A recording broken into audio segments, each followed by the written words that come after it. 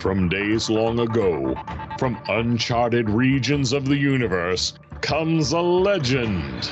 The dream that came through a million years, that lived on through all the tears. It came here, the Fandom Nexus. Fabulous secret powers were revealed to our host as he plugged in his microphone. I have a podcast! Here he is, your Spider-Pan, Jeremy.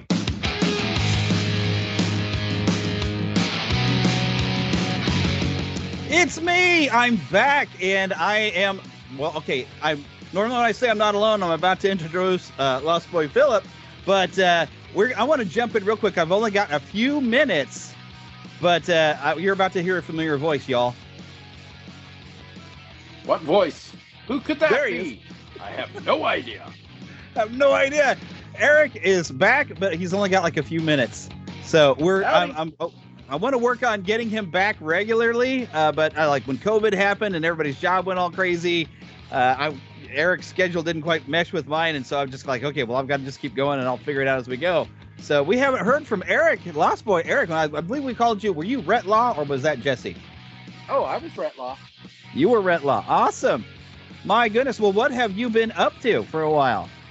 Oh, goodness. I have been lost in the world of the pirates and just working. And, finally, the last couple of months I've been able to come back to my Lost Boy roots and just enjoy things that don't involve work. Yeah. Either that or you find a work you enjoy. I feel like that's what I've managed to do, at least to some degree. If I can get my microphone to not fall away from my face. So yes, Lost Boy Eric is here for us, and he can at least join us in the beginning of discussion. But also, we've got a brand new voice to y'all. We're going to have to come up with a good Lost Boy name for him. Right now, we're just going to call you Ben Avery, and you'll become an official Lost Boy Ben at some point. But he hosts a couple of different shows. I'm going to let you tell us a little bit about those. Yeah, I got 3 podcasts that I host. One is Strangers and Aliens, which is about faith and fantasy, sci-fi, Christianity, that kind of stuff. Then I have Welcome to Level 7, which is about the Marvel movies and Marvel TV shows as they come out. And then finally I have Comic Book Time Machine, which is about comic books. So with being a time machine, you cover a lot of like older comics? Yeah, actually, the primary focus tends to be 70s, 80s comics, but Time Machine means 7 days old or 7 decades old. It doesn't matter. Whatever you feel like discussing. Yeah. And is there a particular website people can go to track those down? Yes. comicbooktimemachine.com, strangersandaliens.com, and welcome to level 7.com. You're paying a lot of money on domains. Yeah. But I went with just, say what it is and be what it says. So. All right. Well, the exciting thing about this special episode is this is going to be a 2022 year in review. So we got a lot of things to cover. I don't even know how long this is going to go, but we always open up the show, and this is perfect because I only have Eric for a few minutes. We like to go and ask a few different questions. And mainly we focus on like some streaming, not necessarily movies, since we usually do a movie review, but we're not doing one today. But I like to ask the question, what have you been watching this week or last couple of weeks? Because it's been a couple of weeks since we've had a show. And we'll start with Eric since he's got to go first. Well, to be honest, I haven't been watching that much. I have actually been spending most of my free time lately actively involved in whatever I'm watching. I happen to snag one of those party stations. Anyhow, I got one of those, but I did go ahead and start watching Wednesday this week. Oddly enough, on a Monday. No, it was a Tuesday. Was it? No, it was a Wednesday. Yes, It was Wednesday that I started watching Wednesday. And I'm one episode in and definitely intrigued with what I've seen so far. But beyond that, I guess the week of Christmas, I watched all of the Santa Claus movies and started watching the Santa Clauses. Yes. And found that to be definitely interesting. I can't think of anything else that I've really been watching lately. Yeah. How about you, Ben? What have you been watching? Well, on Monday, I actually watched the first episode of Wednesday. So there's that. But I didn't time it up as well. I really should have looked for the synergy there. But the other thing, as far as like what have I been watching, there's two things I've been streaming. One I've been really enjoying and just loving so much, and the other I've just been sorely disappointed with. The one I've been loving is Mystery Science Theater. They have a new app, and Mystery Science Theater 3000 has all of their original episodes are free on this app. And except for the ones they couldn't get the rights to, so like the 2 Godzilla episodes that they did, that's not on there. So there's a handful of episodes that, if you want, you can look for them on YouTube, which has also been fun because some YouTube people have been posting up those episodes with the original commercials. So it's like a 2-hour block and all the commercials from the 90s, and it's like, oh, I remember that gum, I remember those toaster strudels or whatever. So I've been enjoying that a lot, and when I'm doing laundry or doing dishes or anything mindless, I'll just pop that on and just loving that. What I haven't been is Willow. I went back and rewatched the movie before the series started, and I was so excited for the series because I did not remember the movie being as good as it was when I watched it a couple weeks ago. I was just so excited, and then I started watching the series, and every episode, my head hangs further down. And I'm going to finish it. I'll finish it because I started it, but I just, it's as the kids would say, it's cringe. I mean, it just, there's so many creative decisions. Forget content, just creative decisions that they made as far as like how they're doing. I just, So yeah. That's one of the ones I didn't even want to bring up last episode because I was excited for it and I only got 20 minutes in. And I said, no, what have they done? What have they done? And if you start it that way, you are definitely, your head would just go. Like I said, I just hang my head further and further down. So, and that's what I was afraid I was going to do with Wednesday after I saw the ad. And I mentioned this on the show, like the Addams Family has always been playfully evil, but I was afraid Tim Burton always takes things a little too far. Batman Returns, when he tried to do Charlie and the Chocolate Factory, he goes too far.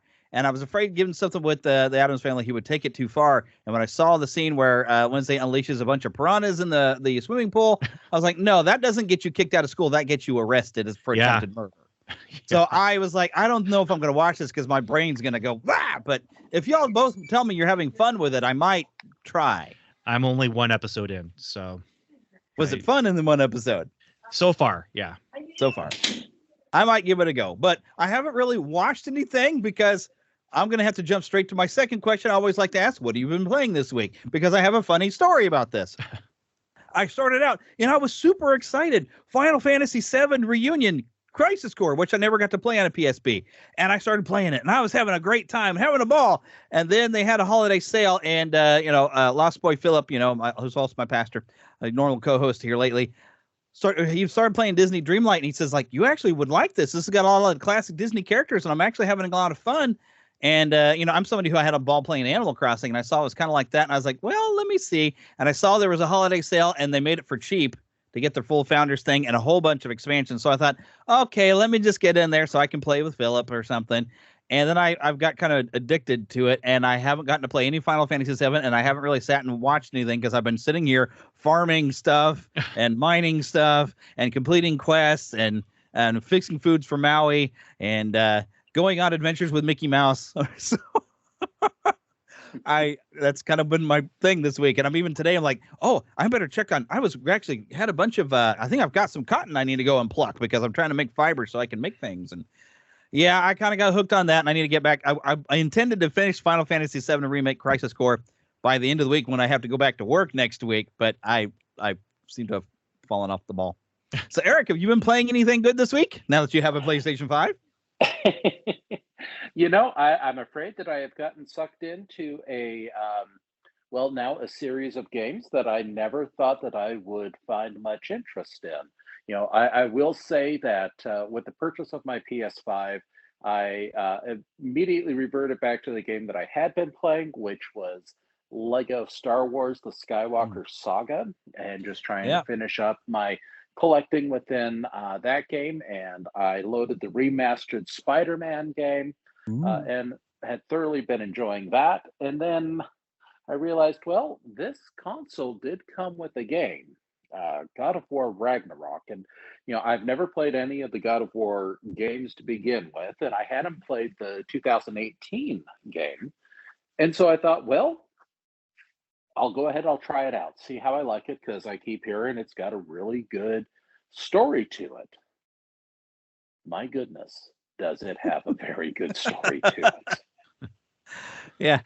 It's kind of how I had started out. I was going to play the Lego Star Wars thing, and then all this other stuff came up. I'm like, I'm going to get back to my Lego Star Wars fun too. I haven't even finished the New Hope.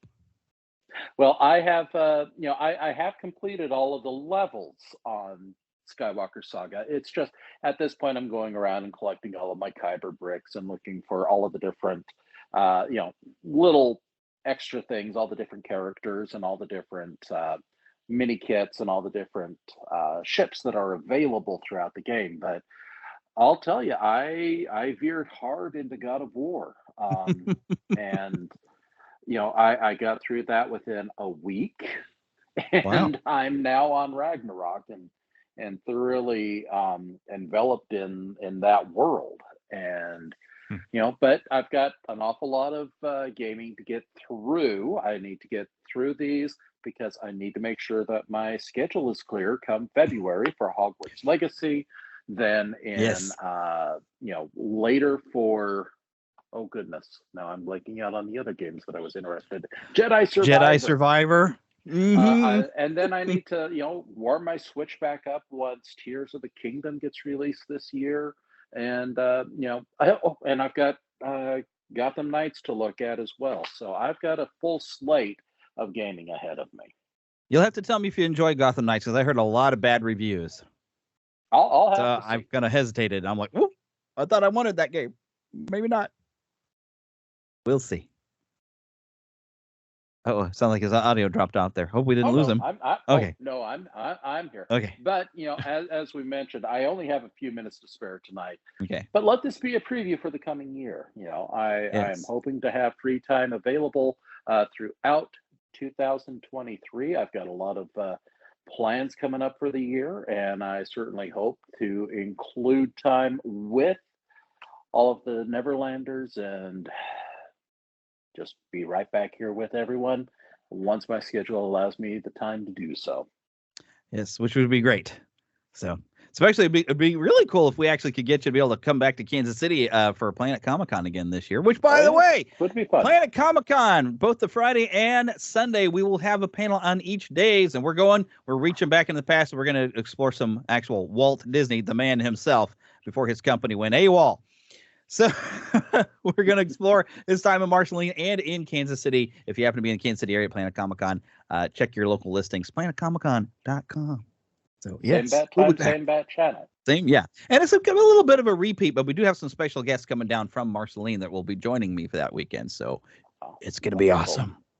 Well, so, yes. I will bid adieu at this time, and I will look forward to this year in review when it shows up on my electronic device of choice.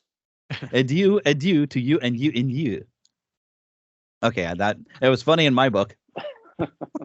Bye, everyone. Yes, Sound of Music references are funny, man. Okay. Okay, well, it's nice to have seen you again. Well, sort of seen you. You've got a blank image over here on our video, but we hear you. Yay. Oh. Rumors of my not being here. Well, I have not been here, but I am here. So take that as you will. Okay. All right. So now we're still got to toss over to Ben here. You've been playing anything good over the last week or so? Actually, I'm more of a retro gamer. I don't have any of the new systems. And so really the only thing I've played in the last week has been jumping back into some Super Mario World. Just enjoying the retread, the replay. Yes. And recently finished Super Metroid and yes. Yeah. One that of my one. Favorites. Well, and it was like coming home. It's like coming to grandma's house, It's like, this is just nice. I like being here. Yeah, Where's the it's the best cookies? reason to own a Switch and have the online capabilities because you can play all those old classic games. Well, and that'd be great if I owned the Switch, but I actually but have you the don't. I have the one that they did, the retro one that they did The that had classic like one? the classic Nice. SNES. And then I have a Retron 5 that I play my NES and Sega games, and I only have a couple Game Boy games, but yeah. So, but yeah, and I haven't busted out the 2600 in a while, but Ooh, you still that's have my one. system. Oh, that's my system of choice. Wow. Yeah, but I have the Retron 77 to play those games because you can plug them into HDMI. Nice. Because my old TVs that actually, take the coaxial or whatever, they just don't exist. They died. Yeah. So that was cool. The Retron 77 is awesome because it's HDMI and there's capabilities of creating save states and stuff like that, which, I mean, you can save your game in Pitfall. Oh, wow. And go back to that save point and actually finish the game. I haven't done it yet, but I didn't even know that you actually could complete Pitfall until I actually watched a video where somebody showed how you gather every single treasure. It's like 100 treasures, and you actually finish the game. It's like, it can be done. Well, it's rare for those old games where usually it's just infinite until you die. Yeah. And it's just this nihilistic, like, you're going to die. It's going to happen. Yeah. And then there's Adventure, who completely blew our minds. We're like, wait a minute, there's a point to this, and then it ends? Yeah. So like, and Haunted House. Yeah. People give a lot of flack to E.T., but if you put the settings right and you shut off the scientists and everybody, E.T., I actually had fun, even though it didn't make sense to go into pits, but it had a good conclusion when you play. I absolutely love E.T., the 2600 game. And unironically love it. I mean, it is and was a fun game for me. I didn't know it was supposed to be awful when I was playing it as a kid. And so now as an adult, it's like, what are you guys talking about? We played a different game. Like, you played a different game than I played because I enjoyed myself a lot. But I can understand the frustration if you don't know what setting to put on to where the scientists and the doctors are turned off so they steal all your parts and stuff. Yeah. You shut those off, the game becomes a lot more fun. But if you have them on and you win, it's a lot more of an accomplishment. It's one of those. Well, that's for sure. Oh man, I did it. I rarely did it, but when I did, it was an accomplishment. So the other game that I've heard people give flack about, but I absolutely loved it because basically you're just trying to beat your time, I guess. But I didn't worry about how fast I did it. But the Superman Atari 2600 game, loved it. Loved it because you're Superman. You really can't lose. It's just how long is it going to take you to round up all the baddies, put the bridge back together, change back to Clark, and go to work? That was a mythic game for me. I saw it in the Atari catalog, and I'm like, I want that game. It looks so amazing, and I never saw it until as an adult. I actually found I was looking around on eBay. I was like, oh, hey, I need to play that. And it's not the greatest game for sure, but I did enjoy it. It's fun though. It's Superman. So, which will be a topic we'll probably be addressing later, by the way. Yes, citizen. Hey. Yes. Oh, indeed. Superpowers collection. Yes. And I don't think I actually put it on the list of exactly when that happened, but that is something that did happen this year. And for those of you who can see through my head, I mean, I've been collecting those. Well, not all of those, but yeah, we're definitely going to have to talk. That'll probably be like an honorable mention section because I didn't quite get everything on this list, but we have quite the conducive list. Quite a list, yeah. It's quite a list. And the unfortunately scary part is a lot of it is people who died. Do you have the list in front of you, by the way? I do. Awesome. Oh, good. And I see where you're sitting at. Because I am going, I wish I had a sounder to trigger this, but I'll just edit one in later and we'll just go, whee! And because every sounder I have programmed, I can only have like four programmed sounders. So everything else has to be edited in. So those of you watching the video don't get to hear nothing. Those of you with the audio got to hear whatever bumper I decided to shove in there. But let's get this party started. And where I even want to start, and this works out really, really well. Now, technically, I believe this was, the 31st where this actually launched, December 31st. But this was the big kickoff, really, for January 1st of this year. And this is Lost Boy Philip. It actually came over to the house, and we marathoned this all the way up to midnight. And I don't remember what season if this is the third one, or I guess we're just a third season for Cobra Kai. Oh. Launched the year with a fantastic season. I think it was only their third, but you feel like it's been going on longer. But I mean, we had, Chozen back and he stole the whole show. I mean, Seriously, this was like every season they have, it just keeps getting better, and this one just hit all the right buttons, and even made Terry Silver a worthwhile villain, and made some of the stuff in the third Karate Kid movie actually cool again. It did. It was what do you call it? Retro. It gave me retro love. Where Right. when I saw that in the theater, Karate Kid 3, it was just okay. It was kind of good, but it was way different. Yeah, Because of it just got weirdly. Yeah, the bad guy is this multinational conglomerate owner, and he's like, he's trying to take down a teenager. What is this? But yeah, no, this show, I have been astounded how good Cobra Kai has been, and so glad that they brought in Daniel. I was afraid that Daniel was going to be just the jerky bad guy of things, but I feel like they've just done a great job of exploring all the characters. Yeah. And this season was no exception. Yeah. Providing some redemption for some of the people who had kind of gone astray and came across to Daniel, and actually have conversations of how, like, my encounter with Daniel actually kind of altered my life, and some people in good ways. And then in Johnny, he blamed Daniel for the failures of his life. And, until, Johnny kind of has wised up, and he's matured and grown so much. So it's nice watching Johnny's story arc as he becomes more mature and more responsible, and fixing all the mistakes that I think he's realized. A lot of the things that went wrong with his life were his own doing, but he can fix things, and he can make amends, and he can change things.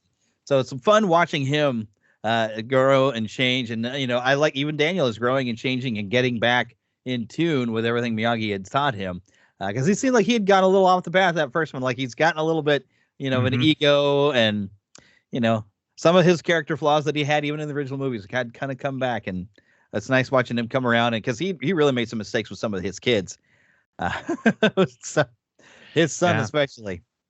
And now we just need to see for next season, are they going to bring the next Karate Kid? Like are they going to bring Hilary Swank back? See her? Is she coming? I doubt it, but yeah, who knows? They might be able to find a way to make that actually kind of cool again too. Well, I actually appreciated even seeing Robin Lively back, because I got to say, after Teen Witch, I think it was on HBO or something, and I remember watching that. I've always had a bit of a fondness for redheads anyway, but she was cute. And so I always liked Robin Lively, and it's kind of fun to see her come back. Like, yay, look. Well, and the way they brought her back, it was one of those things where it just made sense for the characters. It was, there was relationships involved. And unlike some shows or franchises where it feels smaller because they just keep referencing, the places, and like Star Wars feels so small sometimes because it's just, the prequels were all about Tatooine, Boba Fett's family, and like C-3PO was made by Anakin. It's just all these different things where it's like, no, we want bigger, get bigger. No, we're going to reference the things you already know, and we're going to reference them over and over again. But they kind of get away with it here by, I think, just being creative and clever. And I'm excited to see where they go with the next season. Because now that Kreese is doing what he's doing, and he psyched me out. I thought we were going one way with that character, and then they took it another direction, and it's like, okay, all right, let's see where's this going to take us. He's very unpredictable. I don't know what to expect out of him, so it's really just neat to see it. All righty. Well, the next thing that I have here, looking at January the 7th, Sidney Poitier passes away at age 94. He's one of them old school actors that I don't know if I've necessarily seen any of his movies, but I remember him being honored several times with the Oscars and all other things. Just a tremendous talent from what I have seen. But I don't know, like I said, I don't know if I've seen a whole lot of his stuff. I've seen clips of Sidney Poitier, but I don't know if I could tell you the specifics of his movies.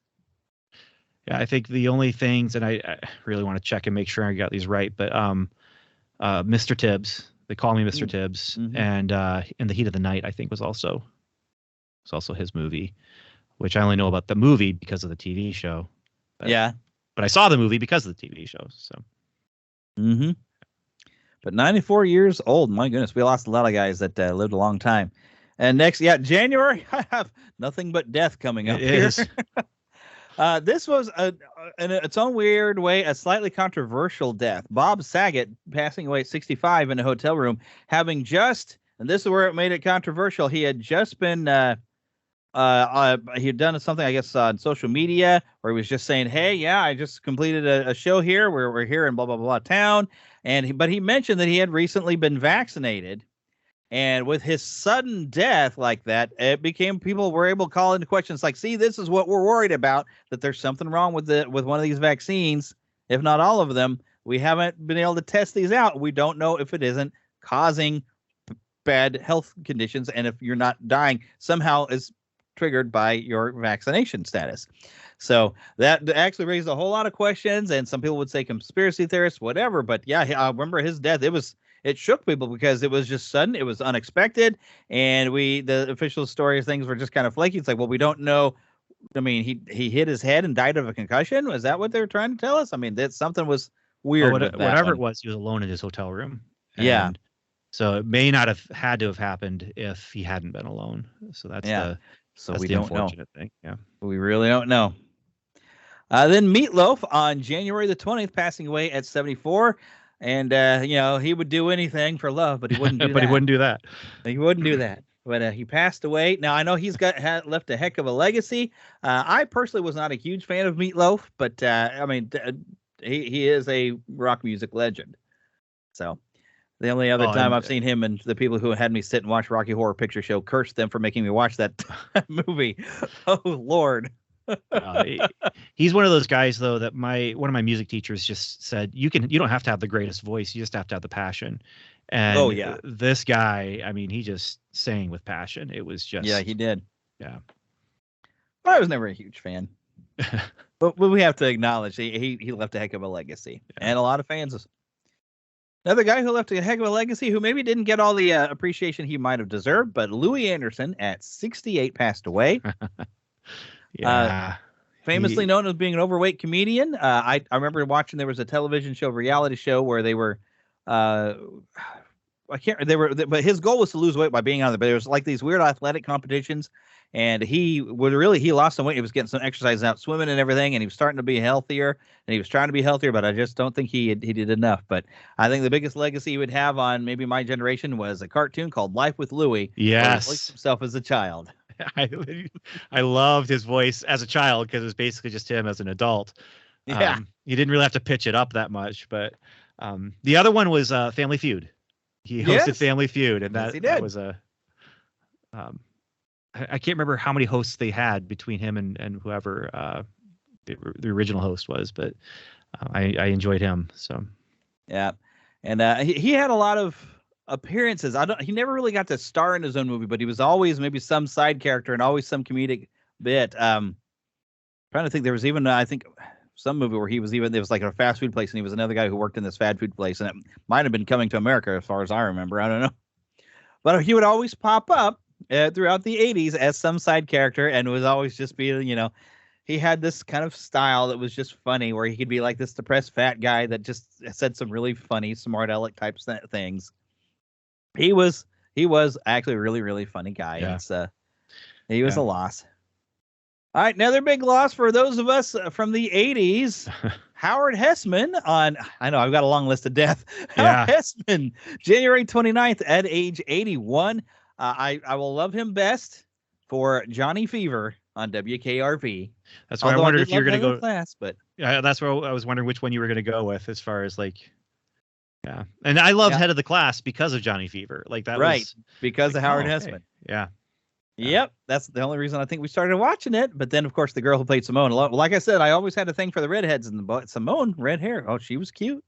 So, but I think the main thing I always remember, and this may have set my course in life.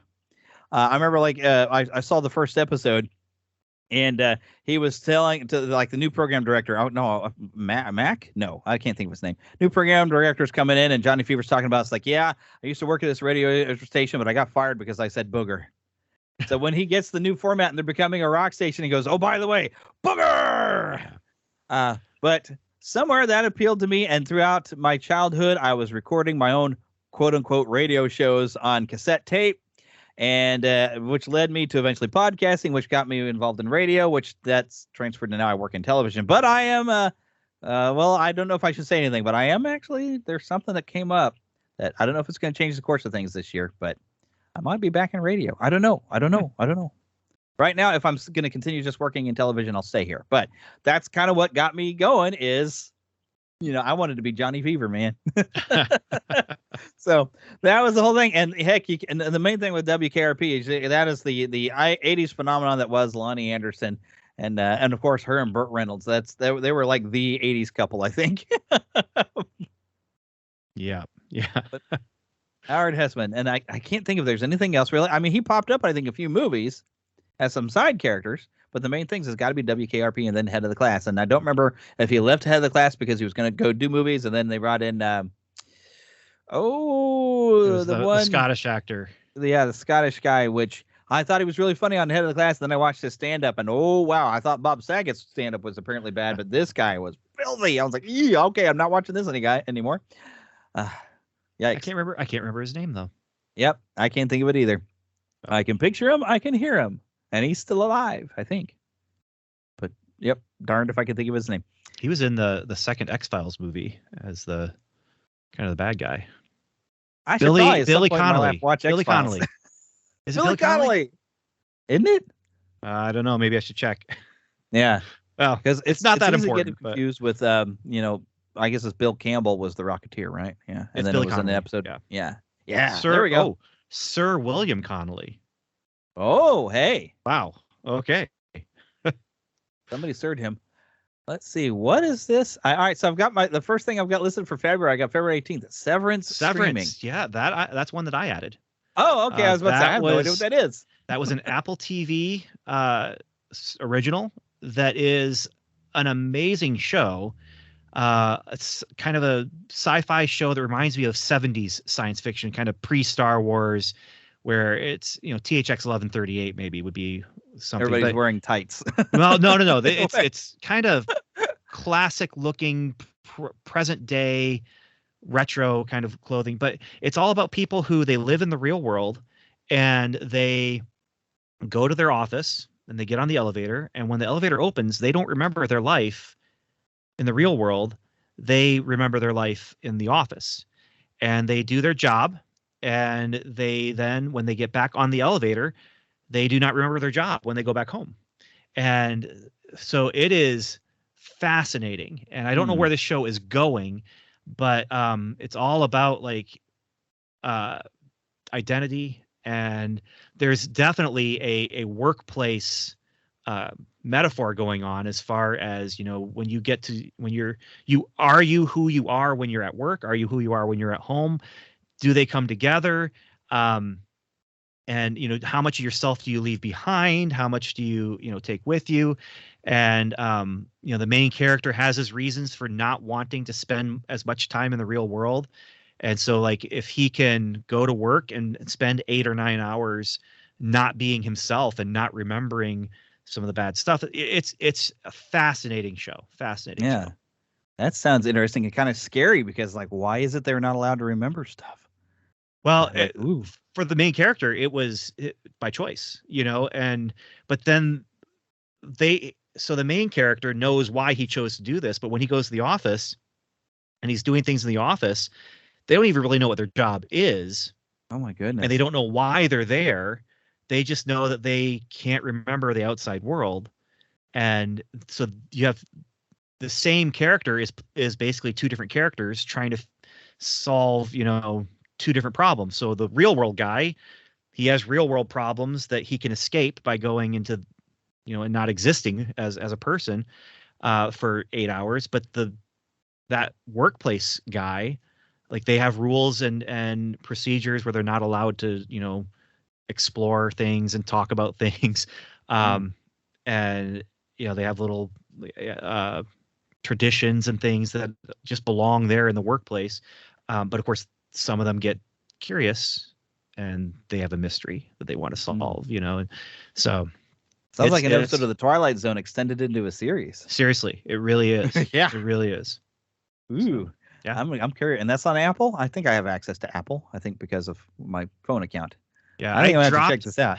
I dropped it, but I'm going to pick it back up when either Severance Season 2 or Foundation Season 2 starts up.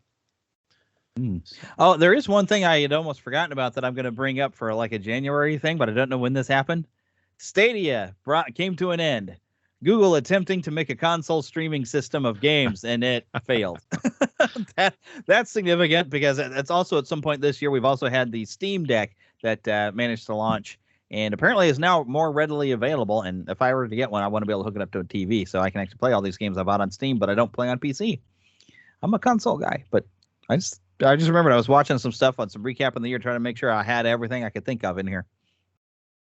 All righty, but I'm going to move on. More death. February 22nd, the amazing Jonathan at age 63. I don't know who that is. It's hard to explain to him. He was part magician, mainly comedian, but he did, he had this weird look, frantic look about him. But he would do what would essentially be a magic trick, but it would almost be, and this inspired actually some of the clown work I used to do over at my old church, where it looks like you're completely failing the trick, but you're just setting everybody up for what the real trick is. But the trick is the joke. And he frequently would get somebody up to help him, and you didn't know what horrible thing he would almost seem to do to you when he brought it up. You'd have to almost have a little bit of a dark sense of humor. Especially, at one point he had like a fake knife thing that he made it look like he was cutting into his arm, and it had like blood, fake blood falling out. And then he just pulls it out. Oh, come on, it's fake. Come on, all you people screaming. He had that weird, twisted, funny sense of humor, and occasionally he'd pop up as small characters in a lot of comedic movies. He had a really crazy, frantic way about him and sense of humor. He'd work up a sweat within 5 minutes. A little bit of a prop comic, but his props were usually in some way a magic trick. But he made magic tricks that were funny. So he's one of the ones you have to kind of look him up for the weird, zany stuff. He's really almost hard to explain, but I think I explained that pretty well. I had not heard of him, so the amazing Jonathan. Yes. He's one of those guys like Mitch Hedberg. Either you knew who he was and you thought, oh, that guy was hilarious, or you're like, who's that? So, all right. Next thing on the list is something I didn't expect I was going to enjoy, because I saw the early pictures of Robert Pattinson as the scrawny looking Batman. And I was like, all right, well, I'm going to go. And it's we needed to reboot the Batman for the 5th time. But the Batman was released March 3rd of this year. And I said, okay, I'm going to go for it. 3 hours of Batman. And holy cats, that was engrossing. I was just drawn into the story. It was one of the best written Batman films that kept the concept of mystery, but yet giving us finally a Penguin that behaved. Danny DeVito was great for casting for a Penguin, but he wasn't quite the Penguin. But my goodness, Colin Farrell under a gob of makeup really brought us a real Penguin. I was completely blown away, and I loved the story arc where you have a guy who starts out, I am vengeance, that by the end learns that he needs to be more than vengeance. Yeah. He can be a hero, and he can set an example. And almost to a point where I almost teared up during a moment at the end where he's shining a light and leading people to safety. That hit me right here, really hard, right in the heart, man. It really did. Like, it was one of those things where I'm like, they skirted the line of super cheesy. Like, it could have been super cheesy, but it really worked. It was a visual metaphor for what he was changing into, which is bringing people out of the darkness into the light. Because that's the other thing, is they came out into the morning in Gotham, and it just I was really surprised how good it was. I was expecting it to be kind of good because word of mouth was getting around that it was a pretty decent film, but I was not expecting it to be as good as it was. And I enjoyed it. One of those movies when it started streaming on HBO Max that I snuck it onto my wife. Was like, well, I'm going to sit and watch this. My wife was like, I really don't care. But then she got sucked into it. And I said, I told you this was really good. So, and even though we got a Riddler that was a little weird looking at the look of it, but the actor, and I can't think of the actor's name, who played him to perfection and really, gave us real puzzles that were mysterious. And when we saw him out of his garbage bag or green tape, whatever he was wearing, and saw his face, we saw there's the Riddler we know, completely coming out of like, oh, wow, he was so great. Now the only thing I hope they fix is the Joker, because when they released that deleted scene, I was like, oh no, please try again. So, but my goodness, we finally got a Riddler who was a little bit scary. Because I had envisioned at some point maybe they could do a Riddler who, and I like in the Arkham games where he makes traps that, well, if you're not smart enough to solve this and get out of this trap, well, you don't deserve to live. And I was expecting to maybe see something like that, but they went deeper where you had like an overall riddle, and yet had all these little riddles along the way. Oh my goodness, it was puzzle on top of puzzle, and he was just befuddling your mind. Oh, I can't wait to see what they do next. I'm curious where they're going to go. I mean, there's, on one hand, if this is all that they did, then that's great because they aren't going to mess it up. Right. But I am curious. There's the whole, apparently there's going to be some sort of, well, I don't know now with Discovery what's happening, but there was development of a Penguin streaming series, and I don't know. Something with Arkham Asylum, that, but even. So yeah, we'll see what happens. It was good. Yep. The next one I have on here, another celebrity death on March the 4th, Mitchell Ryan at 88. You probably would have to go and look him up to when you look at him and say, oh, him. He was on Star Trek, The Next Generation, The Golden Girls, and a cult favorite, including Hot Shots Part 2. He also played retired general turned heroin smuggler Peter McAllister in 1987's Lethal Weapon, memorably exiting the film in a massive explosion in an overturned car. And I think I have even more notes, but I have a comma there. I couldn't fit the whole thing into one thing. Let's see here. Did I have more notes? Stretch it out. See, I put all my notes on an Excel spreadsheet type of thing on Google, y'all. So not everything. Oh, and sliding by. Whoop. And I went too far. Are you having any more luck than I am? I'm looking at the entire. Maybe if I get on here, I can. Let's try this. Oh. And starred as Greg's eccentric, boozy father on Dharma and Greg, liar as the boss, judging by his familiar voice. So yeah, that's a familiar face. I mean, so yeah, when I looked at his face, I was like, oh, him. And it's like, wasn't he also in Liar as the boss? But I didn't actually look that up. But I'm pretty sure he was in Liar. Okay, I got to get my thing. Yeah, that was him. I love a good roast. But because he is the one I was thinking of. I was seeing on the Star Trek The Next Generation. I'm like, oh yeah, that guy. And he's one of the ones where you don't know his name, but you see his face, and you're like, oh, that one. I know him. And that's really the only way I see him is I'm looking at all of his credits here, and I'm just like, I don't remember any of him in any of these things except for Riker's dad in Next Generation. Yep.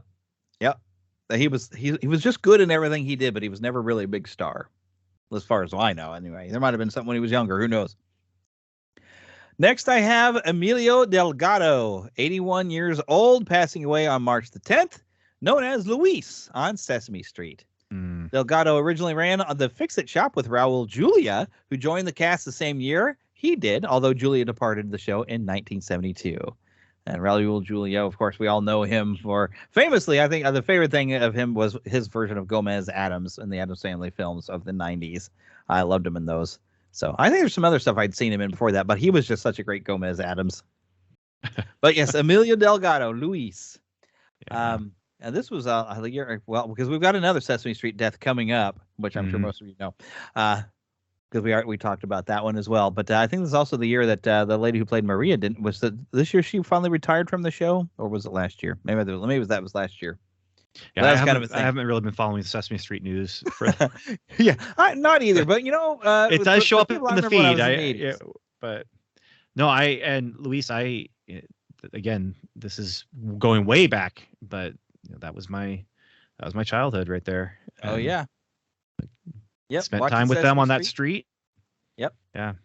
Watching that at noon, and then the electric company would come on and scare me to death by yelling at me. Hey, guys! I didn't like being yelled at by the TV, so it wasn't until later in school we started watching Electric Company that I realized Electric Company was cool and had a Spider-Man segment. So yeah. Next thing on the list, March 11th, Pixar's Turning Red release, and I finally learned that Pixar could disappoint me and make a bad movie.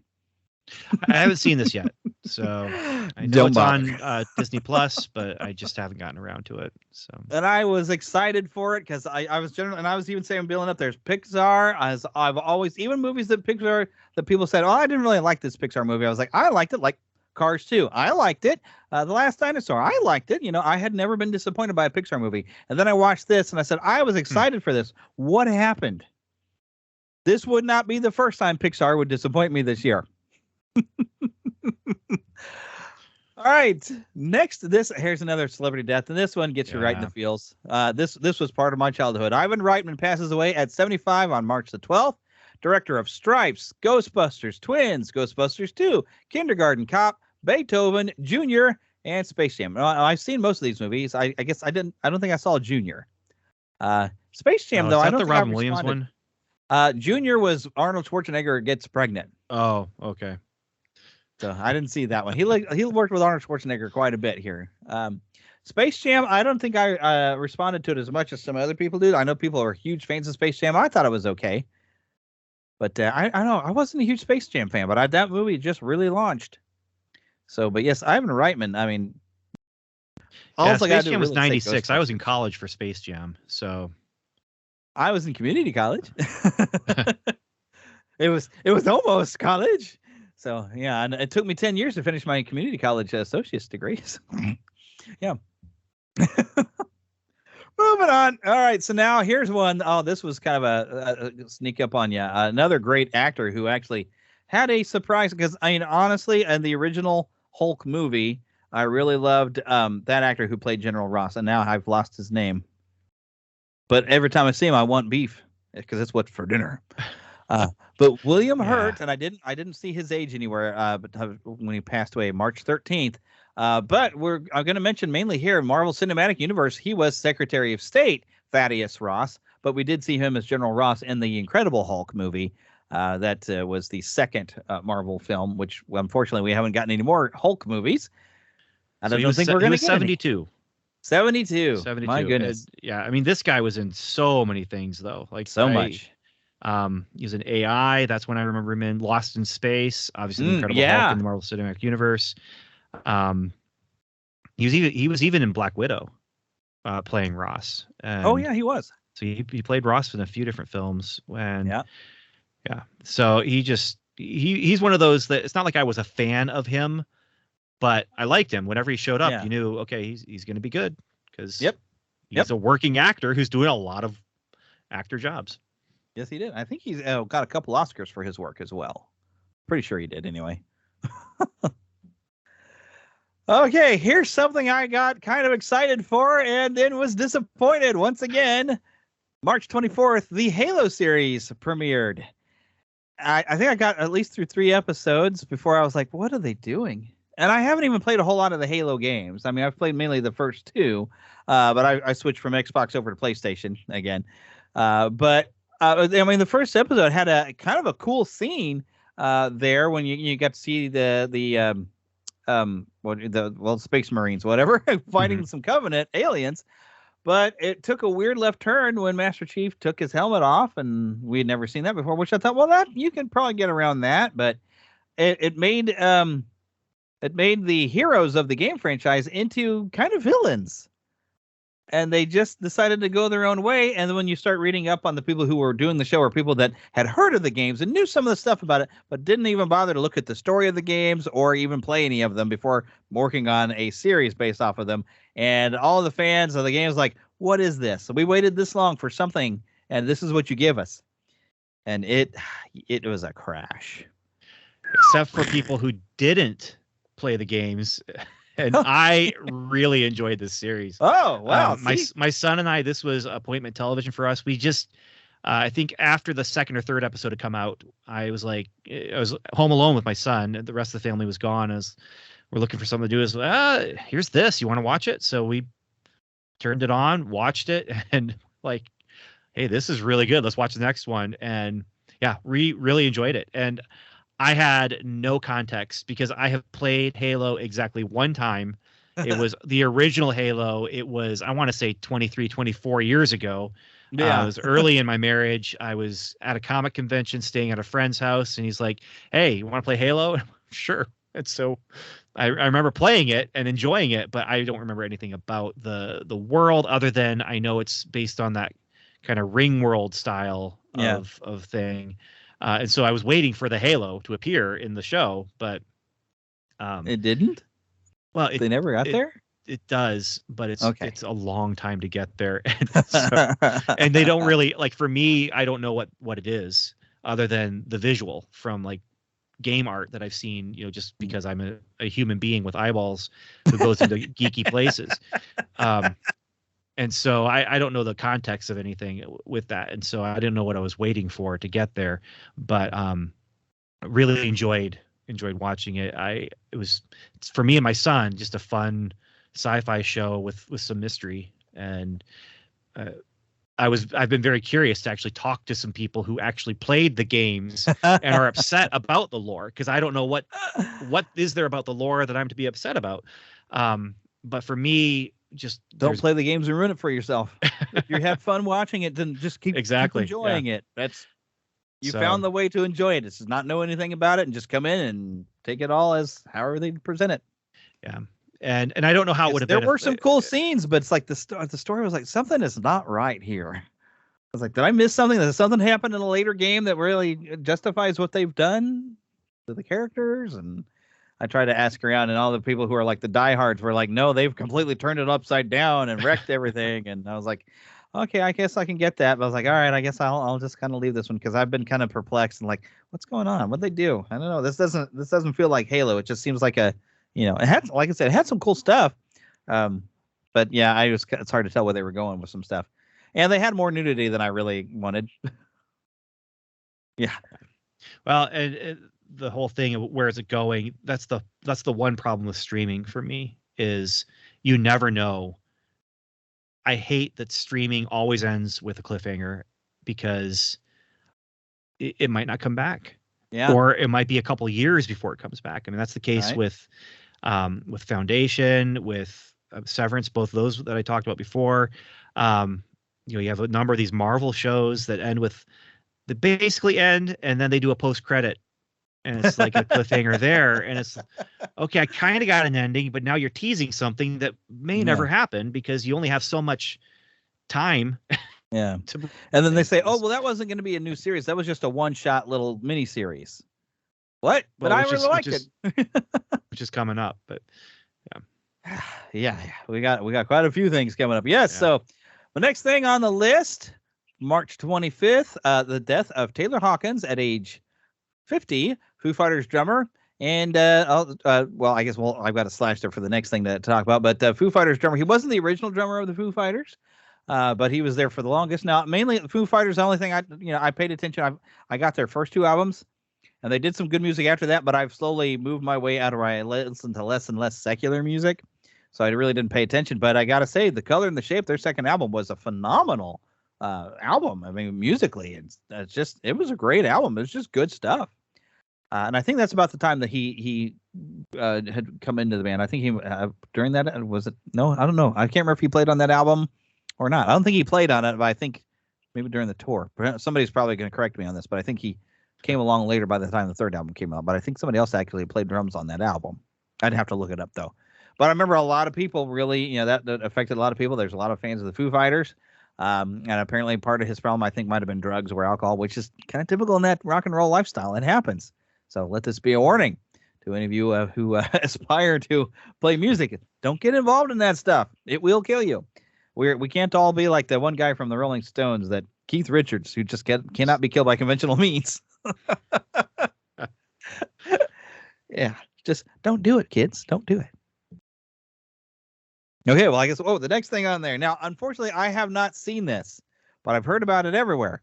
Everything, Everywhere, All at Once. That was the day it was released. Did you get the chance to see this thing? I did, yeah. And I enjoyed myself quite a bit. There's content for sure. Not the nudity kind of content, but there is some stuff in it that I mean, I definitely hesitate before showing to young children. I wouldn't hesitate with young children. I would just be like, no, but with Right. younger viewers, So there's some content things, but it is phenomenal as far as storytelling goes. It gets weird, but it's the right kind of weird. It's independent film weird. Mhm. Okay, it's not a conventional movie. It's definitely not a Marvel. Marvel did the multiverse with Doctor Strange, which was Yeah. it was fun. They Yeah. did some fun I had things fun with that one. Yeah, We'll be talking about that movie later, I'm sure. But this just kind of goes in some really weird places and really plays with the multiverse and string theory and things like that. So Yeah, and I like that actress anyway. From the first time I saw her in Tomorrow Never Dies, she was a Bond girl, and then Crouching Tiger, Hidden Dragon, fantastic movie. But so I've been meaning to check it out, but I have not had an opportunity where I saw it somewhere that I could watch it. So because I didn't want to buy it on Vudu or anything without having seen it first. yeah, and I don't know where it's streaming. Yeah, I don't think it is yet. Maybe it is, and I just don't know. Yeah. But as soon as it is, I do plan to check it out because I've heard so many good things about it that I'm like, okay, I can sit and watch this, see what's going on with this movie. So, yeah. But that's why I've included it on the list because it did definitely make a cultural impact. I'm just kind of behind somewhere. And this is one of those movies where if I go to the theater, if it's a Marvel movie, typically I take my kids. If it's not, I go by myself, but it has to be something to justify making the trip. I live 30 minutes away from any good theater. I have a local theater that's a 5-minute walk, but it's one movie every weekend, and it's hit or miss if it's something I'm even interested in. Yeah. And so if like Avatar, I haven't seen that yet, and that's not playing at my local theater. That's a 5-minute walk because it's a 3-hour movie. And it's not a kids movie, and so they're looking for shorter films, and generally speaking, they're looking for something that's going to bring in younger audiences. Yeah. And so I don't know when I'm going to get to see that, but and spoiler. We'll be getting into that one spoiler later. for when we get to that one. But, yeah, because it has to be brought up. But yeah, that'll be an interesting thing there too when we get there. Trust me. So the next thing, speaking of a Marvel series, on March 29th, that's the premiere of Moon Knight, which I was definitely looking forward to, and I had a heck of a fun time watching that. That was just a weird, wild ride. Yeah. And I'm only vaguely familiar with the character of Moon Knight. I think I have a few comics with him in it. I don't know if I have directly Moon Knight comics, but I have where he's shown up and teamed up. But I hadn't realized how kind of a weird, crazy case he was until a Spider-Man game. What was it? Web of Shadows, where Moon Knight is one of your basically quest givers. And you get to interact with Moon Knight in that game. So I wasn't hugely familiar with the character, so I did a little bit of research as we were covering it on the podcast. But watching that one, I was like, this is so bizarre and wild that I just had fun. I thought it was great. I had a great time watching that weird show. Yeah, and what was interesting, and one of the good things, I think one of the positive things about it was it's its own thing. Like if you are not following all the Marvel stuff, if you haven't seen any of the Disney Plus shows, if you haven't seen any of them, you could watch this show without seeing anything Marvel and still enjoy it if it's your kind of thing. Like if you like the superhero, if you like the dark, if you like the mystery box kind of things, like if you like Indiana Jones movies. Yeah. I mean, they definitely reference it with not just architecture, as they're doing archaeology, but with music cues even. Like there's some definite like moments where you're like, I hear what they're doing there. Yeah. So, and Oscar Isaac, I mean, he's if you didn't think he was amazing in those Star Wars sequels, because they're not amazing movies, but he was really good in his parts. But letting him take a lead role in this and have him essentially playing two different people was amazing. He was so good at it, and he's just so watchable that, I mean, such a great casting for him in the lead role. I really enjoyed watching him as both personalities. And then we started to find out the third personality is in there too. Yeah. That's what I was talking about is cliffhanger. Are we going to get another season? Well, they never said anything about another season of Moon Knight. They haven't even said anything about him appearing in anything else. Like it's, they better do something with it, because I'm all the way that wrapped around. I was like, whoa, wait, more, please. What's happening next? So yeah, hopefully we're gonna get something with that. All right, another movie that also I was super excited for on March the 8th. Oh, wait. April. March the 1st. We need April 1st. Wait a minute. I backed up. Wrong. Yeah, I was talking March, and then I forgot I moved around. April the 2nd. Oh no, April 1st. Sorry, I was looking at the wrong lines or numbers. Morbius was released. I haven't watched it yet, but I have seen it is available on some streaming service. I can't remember where it was, but I was like, okay, I'll check it out. I didn't hear anybody liking it so much. A few people maybe. But I'm kind of curious because when they had in the background a poster of a Tobey Maguire Spider-Man, I was like, okay, let me check it out. And I'm at least kind of familiar with Morbius in the comics, and Jared Leto sometimes he's a really good actor, and sometimes he gets to play the Joker, sometimes he gets to play the villain in Blade Runner 2049, was it? And he was a really interesting character. He's a great actor, so I was kind of curious what they were going to do with this, but I haven't heard a lot of good stuff about it. But I thought, okay, well, it's free. Let me check it out. Yeah, if it's free, watch it. Like it's not great, it's not groundbreaking, but it's not the end of the world. They didn't ruin your childhood by making this movie. But I'll say this though, pretty much everything they do in that movie you've seen before somewhere. So figures. Yeah. But I'm only really familiar with the Maximum Carnage storyline. Morbius played a role and teaming with Spider-Man, which is a really good, for those of you who might be familiar with the old Super Nintendo or Sega game of Maximum Carnage. It actually was a really good comic series, which I painstakingly collected every issue of that because it really tests to see how far is Spider-Man, who's Spider-Man willing to team up with, how far is he willing to go to stop a maniac like Carnage and his crew from massacring everybody in New York City. It's like at what point is he going to draw the line between how far he's willing to go of actually having to kill somebody to stop a rampage? And it's really really good. If you've never read that comic series, I try to track it down. I don't know if they ever collected it as a paperback. I bet they did. I'm sure they have. Yeah, somewhere. Because I'm a huge Spider-Man junkie anyway, so I just enjoyed that storyline. And honestly, it's part of the Marvel Cinematic Universe now because of the multiverse stuff going on. Mm-hmm.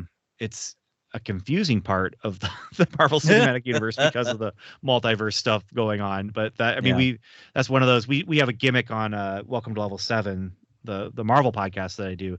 Is it MCU? And we have a sound that we play, and it's like, is it MCU? Everyone's favorite game show. But now it's like, well, yeah, everything kind of is because they got the multiverse now. So yeah. And this one, it is as part of the Marvel multiverse, cinematic multiverse. But you've seen the mad scientist stuff before. You've seen the scientists experimenting on themselves. You've seen the vampire dealing with, I don't want to kill people, but you've seen a lot of it before. Just maybe not all together in one place. Yeah, and I the only other place I'm familiar with Morbius is in the Spider-Man animated series from the 90s. They came up with a completely different origin for him. But he was very interesting because they did it during what they call the Neogenic Nightmare storyline in season 2, where the same thing that they came up with a slightly different way for Peter Parker to become Spider-Man with this neogenic recombinator that had helped create the lizard, radiated the spider that bit Peter, and now was used by Michael Morbius that turned him into this bat monster thing. And so you have, while Peter Parker is mutating further and having a mutation which eventually would see him grow those 4 extra arms, he's also dealing with the fact that he's trying to help Michael Morbius to try to figure out what happened to we turned him to normal.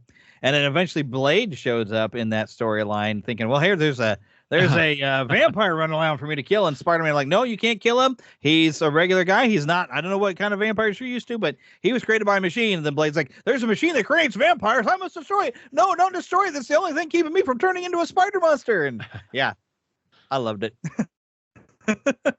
Great way to create conflict series between your heroes and let them fight each other. So that's where I first heard of Blade, before the Wesley Snipes movies and stuff too. That was in that Spider-Man animated series when he showed up there. So, Alrighty, but next movie on the list, and I was so super excited for this one. And it's not that I've played a lot of the games, but I loved the first one. April the 8th, Sonic the Hedgehog 2 was released to theaters, and I was not disappointed. I had a ball at this movie. I love the fact that these are two movies that say, hey, this is a goofy little blue hedgehog from a video game. Let's just have some fun with it. And they went all out and just had a lot of fun. And I had a lot of fun watching it. It was so much fun. I love those movies. Yeah, and this was one where more of the scenes felt like, oh, this is them taking the game and translating it into a live action movie. Like, yeah, there's some action set pieces where it's we've got Dr. Robotnik doing a giant robot thing that he's piloting at the end. Like, this feels like a game. It didn't look necessarily perfect as far as like translation of the different worlds and stuff, but it fit perfectly. And there's a couple side scenes where you're like, why are we spending time here without Sonic? But it was still funny. My son, my younger son, really enjoyed it. And I enjoyed taking him. So yeah, it was a lot of fun. I'm looking forward to what they do with the next. Even though I'm not familiar with a lot of these side characters they keep introducing, because I didn't really watch any of the cartoons, and I only played the first two Sonic games. And then we moved on from Sega Genesis to my PlayStation, so I wasn't playing the other stuff. So, but loving the movies. All right. Next thing, I got another death. April the 12th, Gilbert Gottfried passes away at 67. As far as a comedian, funny guy, a bit filthy, but we're always going to love him for Iago. And even, heck, his time on Night Court, he was really funny.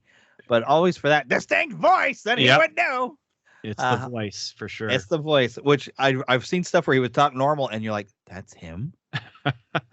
It's sort of like Bobcat Goldthwait. You when you hear him talk in his normal voice, it's shocking, and then because you're so used, hey, for Bobcat Goldthwait. And Gilbert Gottfried, but he was so perfect to play a parrot as Iago in Aladdin. Yeah. Oh yeah. So I will always love him for that. And it was a sad, tragic loss. He's got a podcast he ran for a while, which he actually had some pretty interesting guests, but. He's got a few filthy jokes he squeezed in there, so don't let your kids listen to his podcast. But there was some interesting bits on his podcast. I decided to check out after he passed away because I heard it. Oh, he got to talk to that person? Oh, let me listen. So I checked out a couple episodes, but yeah, he was not kid friendly, but you can let him watch Aladdin for Iago. All right, moving on to a mixed review type of film, April the 14th, the third of the Fantastic Beasts series, The Secrets of Dumbledore, which I watched once and I actually liked it. I heard the criticisms later, and it's one of those movies like I see it's available to stream and I could watch it a second time, and I could have bought it. I've bought the other two, but this one I was like, what if I watch it this next time? And I'm like, yeah, this one really wasn't that good. I haven't seen it. I've my kids are Harry Potter fans. They've read all the books, watched all the movies with me. But we actually just haven't watched the Fantastic Beasts movies, and I bought them specifically so we could have some movie nights together, and then just they weren't interested. They wanted to do other things. So yeah, it's the thing going into it is you have to say, all right, this is in the Wizarding world, and this has absolutely nothing to do with Harry Potter. This is a completely different character. And you just got to get used to new characters and, what is life actually like in the Wizarding world outside of going to school. Although we did get to visit Hogwarts a couple of times in these films. But so that's what I liked. It's like getting to see, well, what is it like when you're a wizard in the real world? What are you doing for a living? How does everyday life work when you're, not hiding in school, but you're just hiding maybe where your stores are or where you hang out at. So I actually enjoyed these. And like I said, I'm afraid to watch the third one. It's kind of like, because the first Independence Day, saw it in the theater, thought, hey, well, that was fun. Watched it on video. That's not a very good movie. So then Independence Day Resurgence, I went to the theater and said, well, that was kind of fun. But I was like, I won't watch it again, though, because I just bet the second time I was going to be like, this is garbage. So I thought, all right, everybody kind of at that movie. And I kind of had fun. So I'm like, maybe if I watch it a second time, I'm not going to enjoy it as much. So maybe I don't. Careful, yeah. Kind of like The Last Jedi. I convinced myself The Last Jedi wasn't that bad, but the more I watched it, I was like, no, this is that bad. So yeah, I don't, and that's with the third and the sequel movies. I was like, I had fun watching this third movie, but when I heard some people like, the the hyperspace jumping, that shouldn't work. And when I started listening to the criticisms, I was like, yeah, you're kind of right about some of the things that were wrong with that movie. So I'm like, I better not watch that third Star Wars sequel again, because that's when I'm going to be like, yeah, this one was bad too. So some movies you watch once, you have fun the first time, like, okay, I'm not going to ruin it by watching the second time. Yeah. All right, well, moving on to the next. We have on April the 15th, Liz Sheridan at 93 Mrs. dated Achmonic. James Dean, Mrs. Achmonic from Alf. I think there was a lot of other things that they mentioned she had done, but that was the biggest one for us. This is how I know her for sure. Yep. For sure. Yeah. Yep. Especially with her being the nosy neighbor in like the very first episode of Alf, where he freaks her out and like when Willie says like, "Don't look out the window, Mrs. Achmonic is really nosy across the street," and Alf is like dancing in the window. Woohoo! She was the only other person that ever saw Alf that he didn't eventually make friends with, because he had to do this weird thing to convince her that, okay, there's things in this world you're not supposed to understand. Why are you wearing that thing on your head? That's one of those things you're not supposed to understand, because Alf tried to dress really weird to be a bizarre alien. Like, I'm contacting you from space. Okay, yes, you saw me, but you weren't supposed to. And you don't ask any questions. Don't worry about it anymore. And yeah. So Liz Sheridan at 93. But I thought it was kind of neat when I was looking up factoids that saw that she had dated James Dean. Let's see. Next thing I have. All righty. Oh, Neil wow. Adams. Wow. Okay, so comic book fans, April the 28th, Neil Adams passed away at 80s. And I think I've probably got a whole series of notes that I copied off of some things. It was there was just so much to mention. Oh, look, it did pop down below. I just have to move where I've got your screen.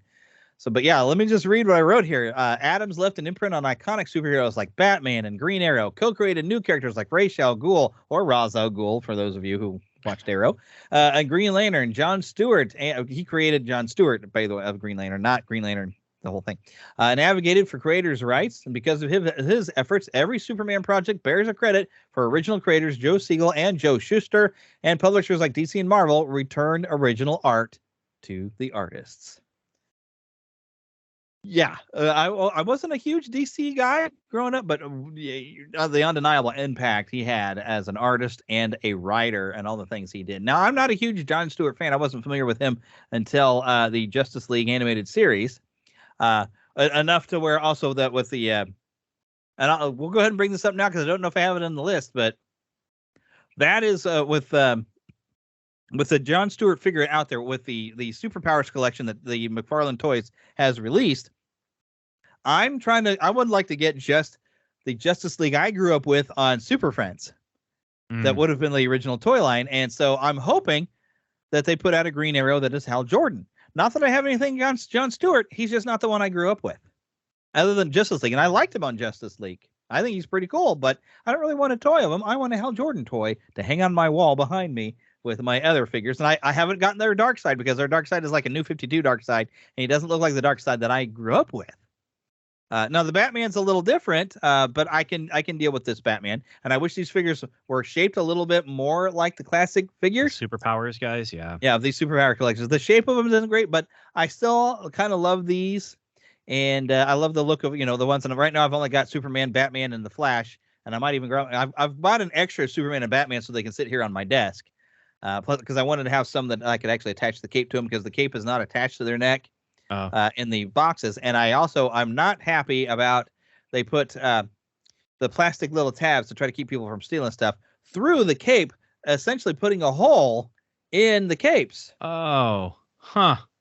So I'm a little annoyed with some of it, but other than that, they're just fun to have them back again. And so I'm waiting to hopefully get a Hal Jordan. What I really would like to have now is I want an Aquaman and a Wonder Woman figure, maybe even a Hawkman if they make one in the next few waves. So I'm waiting to see where they go with these lines of toys, but I'm really happy to have these toys available. Have you heard if they're doing collector. Any new waves with those?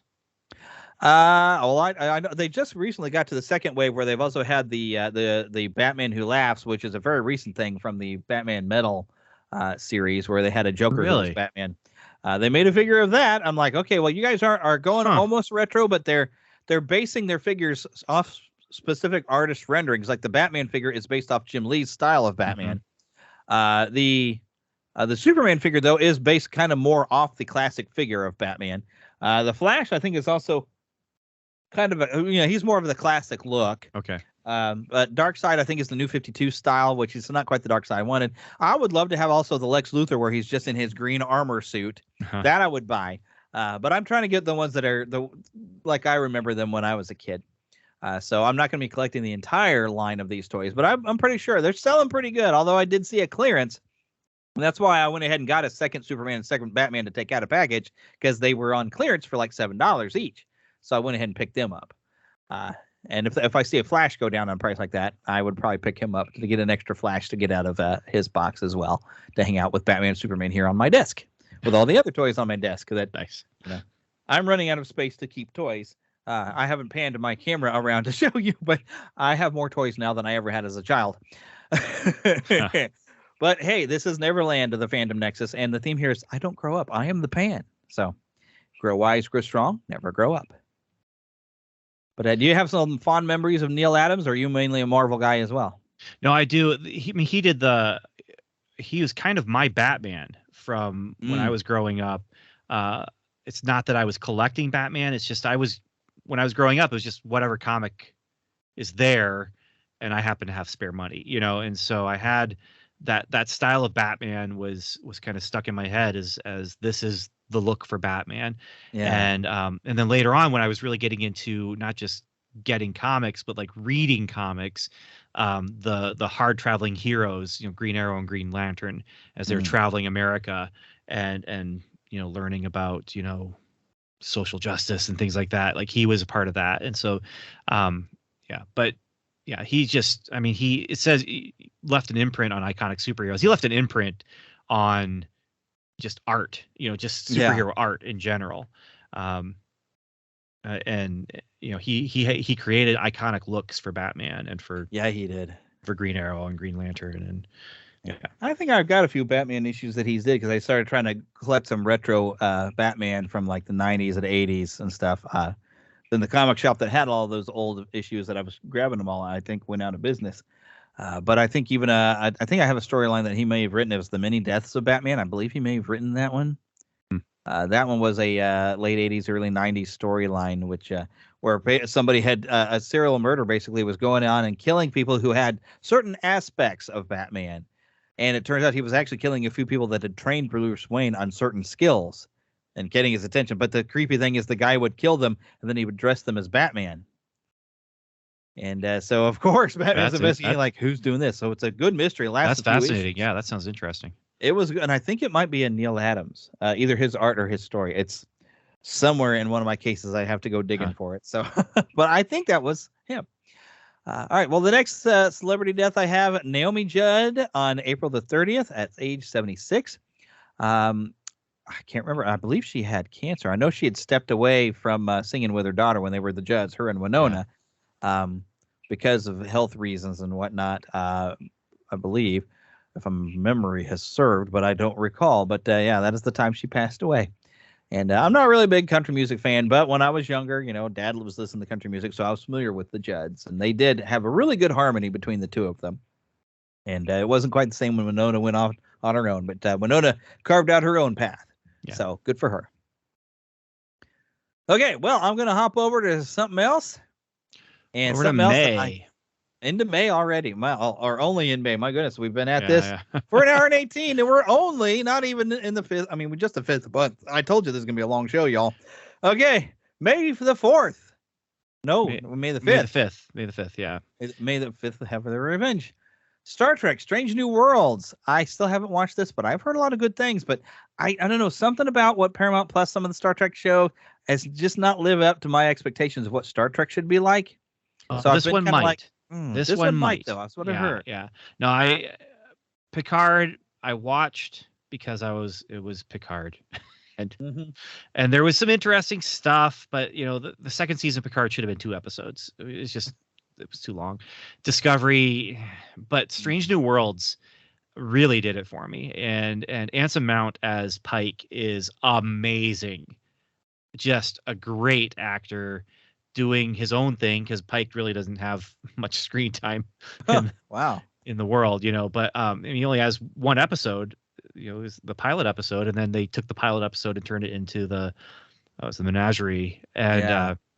but this, they explore the character. They, I love the ship design. I know it's not I mean, this is before the original series, and so it looks different. But I love the ship design because it looks a lot like the movie Enterprise. That I just love that design.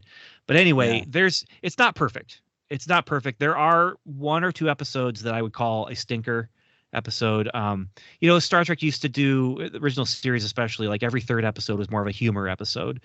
Well, for this series, the humor episodes, not great, but but they do some fun things. And there's 2 moments that Anson Mount's Pike did get me choked up a little bit. I shouldn't say that.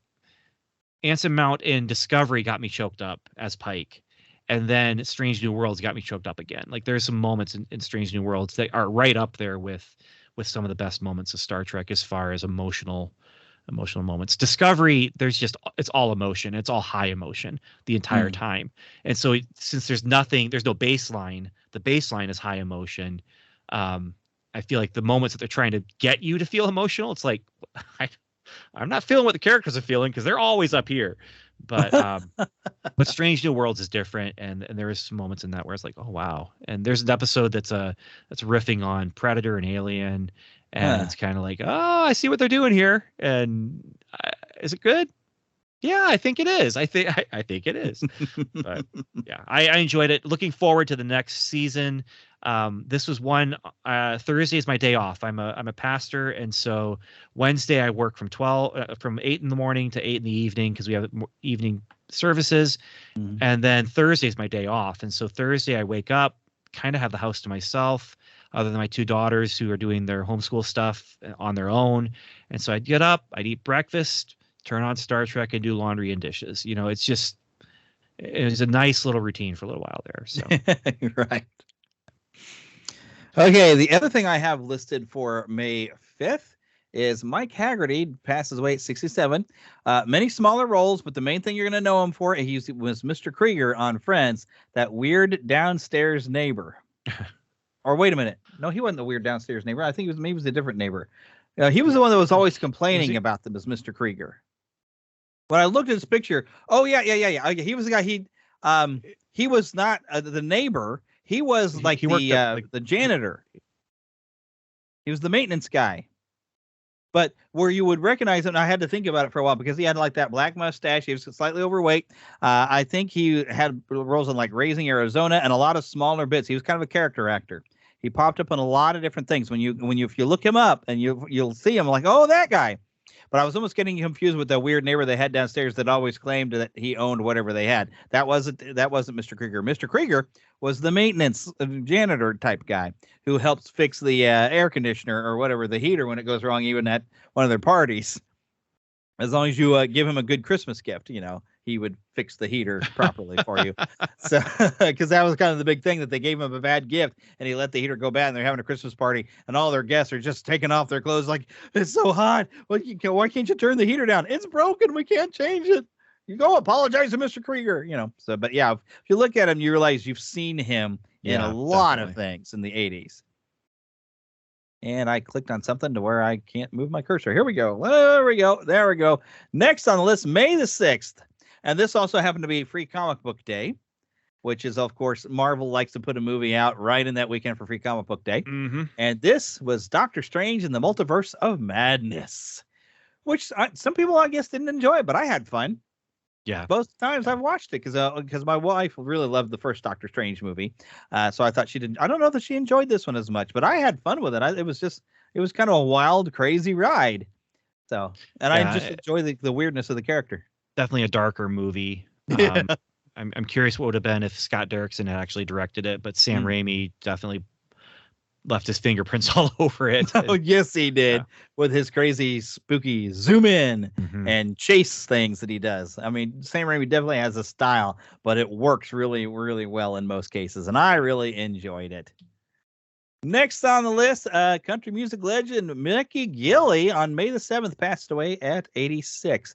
And I was trying to think of what songs Mickey Gilley had done, but they weren't coming to me. I have no idea. All right. Well, Mickey Gilley passed away. We'll just go from there. So I don't know. I'm not a country music guy. All right. So here's something. Among his biggest hits, "Room Full of Roses," and then I love this title. This is great. "Don't the girls all get prettier at closing time?"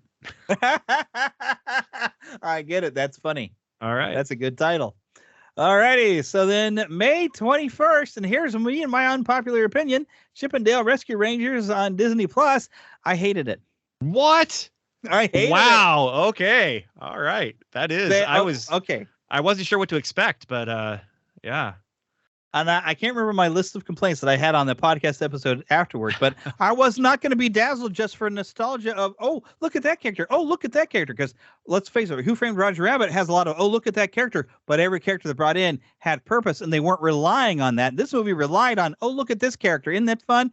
And they took one of my favorite characters of Peter Pan and wrecked him in ways that didn't even make sense. Okay. Well, that's totally understandable. That is Yes. totally understandable. I really enjoyed the movie. I was pleasantly surprised by it. Didn't know what to expect. I was going into the movie with my arms crossed. I was going into the movie thinking this is not going to be good, especially once I heard that it wasn't like really tied into the animated series. Now, once they said, once it's like, oh no, these are, it's behind the scenes. It's Roger Rabbit. I mean, it really is the Roger Rabbit style of world. Yeah. It But may Roger even Rabbit be, did it better. well, and it may even be really not just a spiritual sequel to Roger Rabbit, but an actual sequel to Roger Rabbit, because Roger Rabbit's in this movie. Yeah. He's in the background there. No, and yeah, it definitely is riffing and referencing left and right and left and right again. And that's what I felt like the entire content was just reference. I needed more substance. And it just wasn't there for me. Unpopular opinion, I know. Well, surprising opinion. I don't know you well, though. That's the thing. So all I know is, oh, you like classic Disney. Well, this was classic Disney referencing and riffing. Yeah, but it wasn't done in the style of classic Disney. It was too modern Disney. But yeah. Oh, well, and that's I was excited for it. The voice acting did irritate me a little bit, but yeah. There's so much it could have been, and I see what they tried to do, but it was a gut wrench for me, because I wanted to like it, but I just couldn't, and I found so many logical fallacies in the plot of it that I was like, this is just like all they really wanted to do was throw a bunch of characters at us, like, hey, you love these characters, don't you? Yes. Hey, look, here they are. And it's like, yeah, you got to do more than that. Can't play the nostalgia button the whole time. All right, next, something that actually I enjoyed quite a bit more. May 22nd, Stranger Things at season 4. And I put a note here, to be continued on July the 1st. Right. I will bring it up on July 1st because we're talking about it now, but we got season 4 of Stranger Things now. And really, frankly, July the 1st, that should have just been a movie. I mean, goodness. What a weird release choice. Yeah. My understanding is they weren't done with those final 3 episodes, but they wanted to keep it moving. I do think the one thing that they were able to get that you don't when you drop a whole season is there was conversation happening between the 2 parts. Yeah. And when you have weekly releases like Marvel's doing with and Star Wars series with those weekly releases, you have conversation and buzz. But when you just drop a season, the buzz is, I binge watch this, you need to as well. Done. So right, and it's over. Hey, I watched it. Did you? Yeah. Hey, I haven't watched it yet. Don't spoil it on Facebook. Right, exactly. Exactly. So and the major credit you got to give to this is it took a song that nobody ever heard of from a person nobody knew who she was, and suddenly she was popular. And I was one of those people like, the song is okay, but I wasn't all buzzworthy on that song but a lot of people were. It brought this song into the limelight that I don't know that anybody knew that song. I grew up in the 80s. I'd never heard it before in my life. The Running Up a Hill, and I didn't even know who she was. Never heard of it. Were you familiar with that song? I heard of her. No, not the song. Just with Kate Bush. I knew about her, and she does a cover of Rocket Man that is amazing, where she's playing the ukulele, and so I was familiar with her as an artist, really because of Rocket Man. I became familiar with her, but not like a super fan or anything like that. Although I would maybe say super fan of her rendition of Rocket Man. It's just quirky and weird, and I enjoy it. So now I'm curious, but really, I don't know if that song would have been popular had it not be in a really pretty epic scene of Stranger Things. No, it wouldn't really, have been, for really sure. well used. But yeah, because otherwise that song, because I mean, everybody who does cover songs on YouTube was trying to do a cover of it after that. Mhm. But I'm like, the song itself isn't that good, but when you put it in the context of what they did in that scene, it fits so well, and it was amazingly done. But yeah, outside of that, that song's going to disappear again, I think, because it wasn't, it's not a bad song, and she does, she is a good singer, Kate Bush, I will say. But it didn't. I know it didn't. The song itself, by itself, I don't think it really captured my imagination or attention. But it was a very interesting season. I like that we finally get to a root villain within this season. I don't want to say too much because in case people have not watched it yet for whatever reason. Right. But wow, some good backstory and bringing it all together. I was expecting they were going to wrap the whole thing up, but surprise, surprise, another Nope, ending we're where getting one more season. one more season. Okay, one more time. Back to the breach, literally.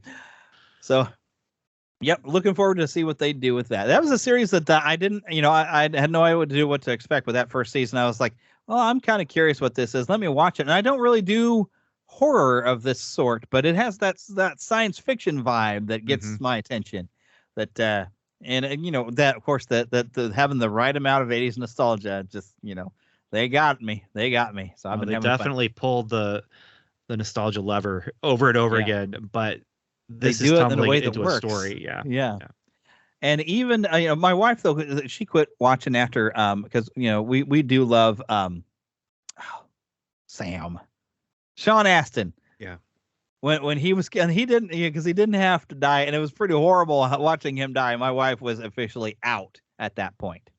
So that's just because we just love Sean Astin, and I did appreciate getting to didn't get to meet him, but I did get to go to a panel he had here locally, and I've also listened to his audiobook. He's a pretty cool, down to earth guy.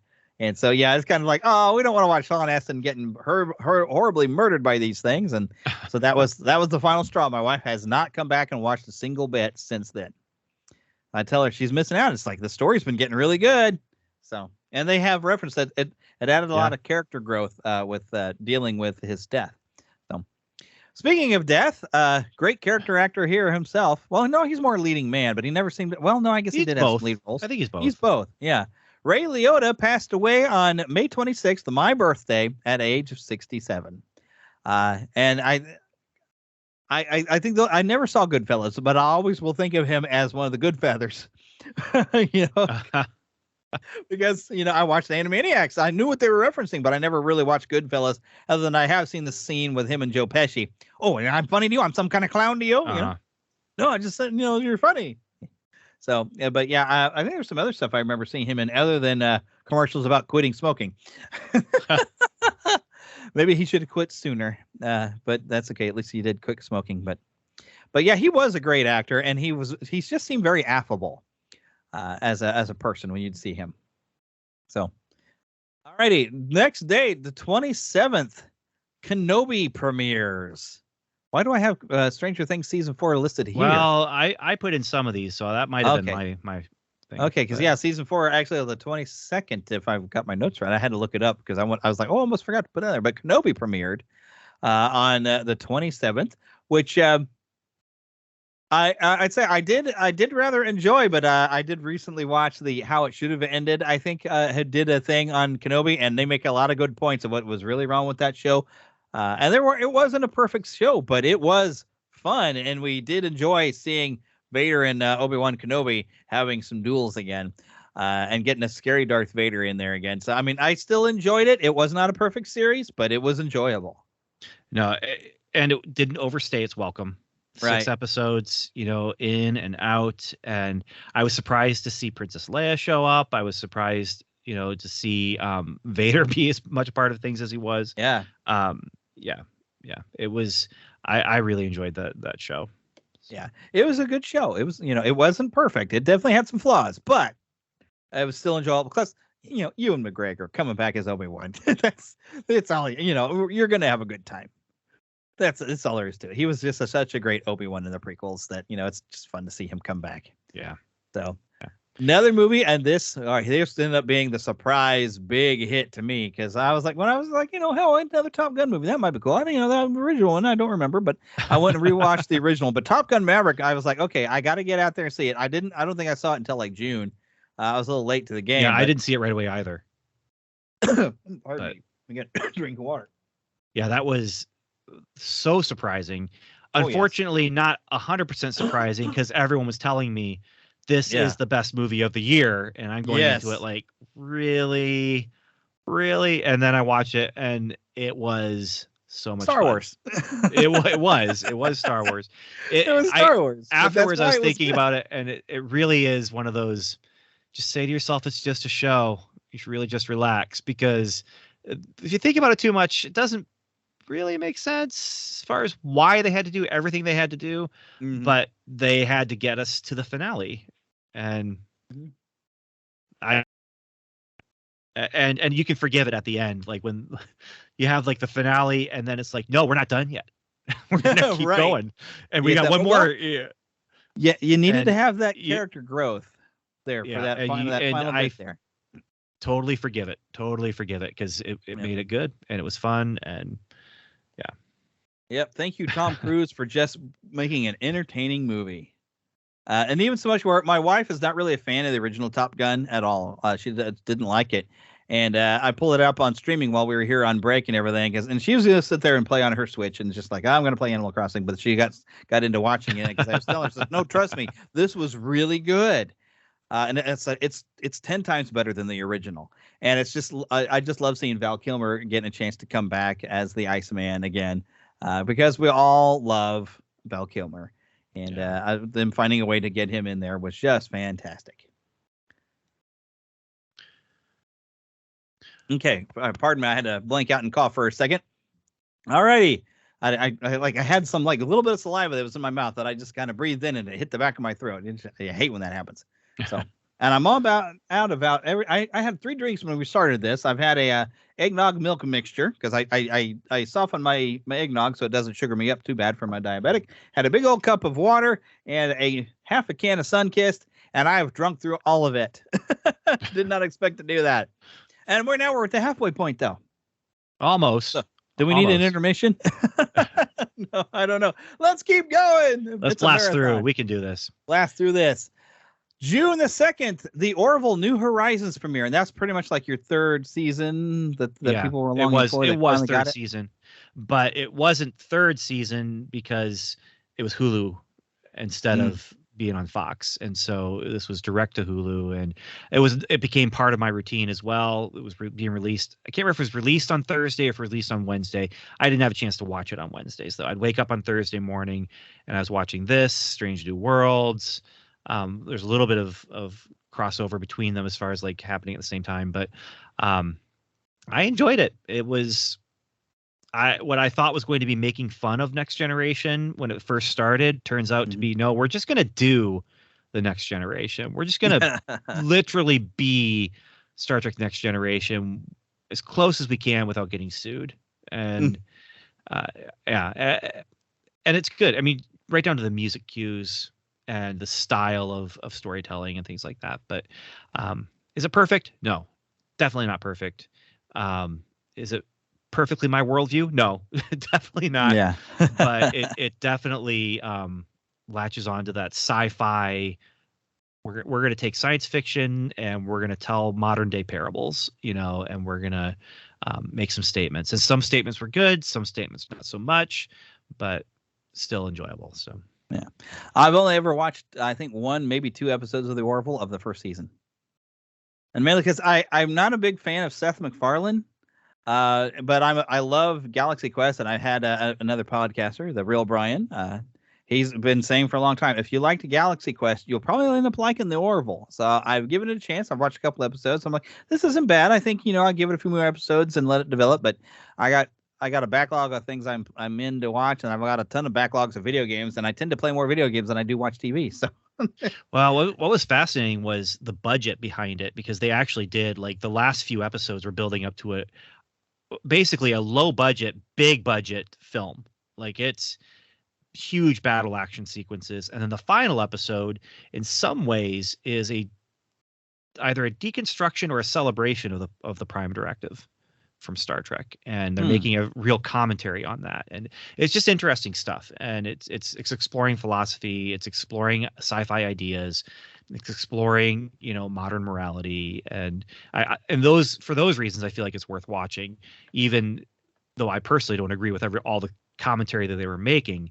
I really enjoyed engaging with the commentary they were making. And as long as they're finding a way to make you laugh, I guess, along the way too, because that's the idea. Somewhat, of the show was supposed but to be it funny. was not a comedy though. I mean, it's really, yeah. I mean, there's funny characters, but what I was expecting was parody, and instead, what they're giving you is no. We're gonna tell straight stories, but we're gonna have some characters who are more normal and more regular people, and so yeah. So the characters are gonna tell jokes, because the characters tell jokes. It's not that they're making jokes in universe. So yeah, it's interesting the way they did that. So, and they found ways to put funny situations. Like what I've seen like the first season is like where his like commanding officer is his ex-wife. Yeah. And you have like, that's just the awkwardness of that situation. But I'm curious where they were going to go with that. So I'm going to pick up and continue watching, but I'm really behind on that one. So. Alrighty, but moving on to June the 7th, the premiere of Ms. Marvel on Disney Plus. I watched one episode. That's about as far as I got. I actually really enjoyed this too. The character's like, oh look, it's Mr. Fantastic. Oh, I mean Ms. Marvel. I enjoyed it. They made some changes from the comics, but yeah, they did. This is one of those things where it's similar to, I guess, Black Panther or I don't know, but where this is a show that's give me a peek at a culture I'm not very familiar with, and letting me see behind the scenes and some of the stuff. I mean, they spent a lot of time at the mosque, and just seeing what does normal life look like for families in Brooklyn who are Muslims and who live through the diaspora and things like that. And so I enjoyed it. I also enjoyed the character, because it is a lot like that Spider-Man teen angst, where I'm a normal girl who's really just enjoying the fact that I now have superpowers and I get to be a superhero. This is great. And it's not so much the angsty, oh, my blessing is my curse kind of thing. So. Yeah, I don't know. I couldn't quite get into it, and then I was like, well, I'm gonna I'll pay attention, see what other people have been thinking, and see if there's something that gets my interest back involved in this series. And even from like the honest trailers, and even from people's opinions, the people were fans of the characters. They were like, yeah, they kind of did some weird stuff, and it's got a little bit of disservice to some of the fans of the character. I'm like, well, okay, well, it seems like people are fairly mixed. So I'm like, I guess I watched one episode and I'll just move on. And so, I feel like I don't think it was aimed at me. I think it was aimed definitely a younger audience with the stylistic of how they put it together. Definitely. I was like, I don't feel like I was the target audience for that one, so I wasn't able to keep up. I was like, no. And if that first episode didn't grab you, the rest of the series is just like it. So I mean, it's it's probably. I don't think I'm missing out much. I'm just not a fan of the. Even the. I think it's one of the weak draws of the Avengers video game that came out is. You start out with her being your main character, and I'm like, I'm not really invested in this character at all. And then by the time you start getting some of the other characters, they turned it into the online game. Then it's, I don't know. I'm going to try to pick up on that game again and play it some more at some point. But yeah, I don't know. I was not able to get involved with that character. Some characters that I were involved with that I was expecting. Well, no, I didn't have high expectations. Let's be honest. I'm curious where you're going to go with this one now. I only went because, I love the original Jurassic Park, and they should have stopped there. Except, Jurassic World was still pretty good, but they should have stopped with one movie. But I only went because my buddy Phil, he's also my pastor, and he's been my best friend since, time immemorial. And he was super excited to go. And because of 7 brain surgeries and the seizures he's gotten from it, he's not allowed to drive. So I was going to be his ride. But I was like, I'm not expecting this to be good. And I was not disappointed. It wasn't any good. Jurassic World Dominion. I almost said, wow, was that it was so bad that the movies were supposed to be thrilling. I was laughing at the ridiculous stupidity going on. Did they ever stink this up? Okay, so the problem with this movie is there is an opening sequence and a closing sequence that tease like 8 different movies that are better than the one they gave us. Yeah. You know, it's like, look at the world. And the Yeah. dinosaurs are everywhere, and they're just a part of our regular life now. And I'm thinking, this is fascinating. I can't wait to see where they go with this. Oh, you know where they're going to go with this? Giant insects. That's where they're going to go with this. And then I wanted to stay in the world and show me the Dominion. Yeah. And they do a little bit at the end and at the beginning, and it's like Wolverine Origins, where the 5-minute opening credit sequence is the movie that I wanted to see. Right. Where they're like, you know, immortal warriors fighting every war. Like, that's amazing. No, we're not going to go there. We're going to tease you with it, but and then skip ahead and make a story you didn't want. Yep. I would have gone sticking with the adamantium at the end of the movie and drop it there. Yeah. And then have him have no memories like you're supposed to, instead of, oh, we're going to shoot him with an adamantium bullet. And what?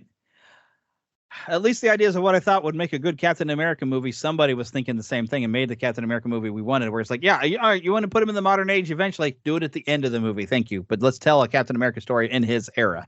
That's what Wolverine Origins should have been. Yeah. So, well, that's honestly what did it for me with Wonder Woman. Now, Wonder Woman could have been a World War II movie, maybe should have been, but because they'd already done that with Captain America, they couldn't. Yeah. But a period piece with Wonder Woman with the World War One, that was great. Then a period piece with Wonder Woman in the 80s, less great. But yeah, should have worked, but I don't know. They somehow blew it. It's like, how did you guys mess this up? Because I was super excited and you had something going, and then somewhere you just lost it. And that's what the Jurassic World movies did. I didn't even like the second Jurassic World. And I didn't. I mean, I was doing okay with the second Jurassic World, but I realized at some point we've lost the point of what Spielberg was able to do with these dinosaurs to making them scary. These were not scary anymore. Now somebody gets eaten by a T-Rex in the Jurassic World Dominion, and it's just a background like, oh, well, that just happened. Who cares? Well, and that's the thing. The way it could have been, the stuff I was expecting and wanting from the opening and closing, Jurassic Park was about awe and wonder and horror, you know, and it's like they step into this fairy tale land of there's dinosaurs here and their jaws are dropping and ours are too, because it's like we've never seen anything like this before. And so to have stepped into the world where we're like watching dinosaurs navigate big cities and stuff, they show us in montage, but it could have been so interesting and so much fun.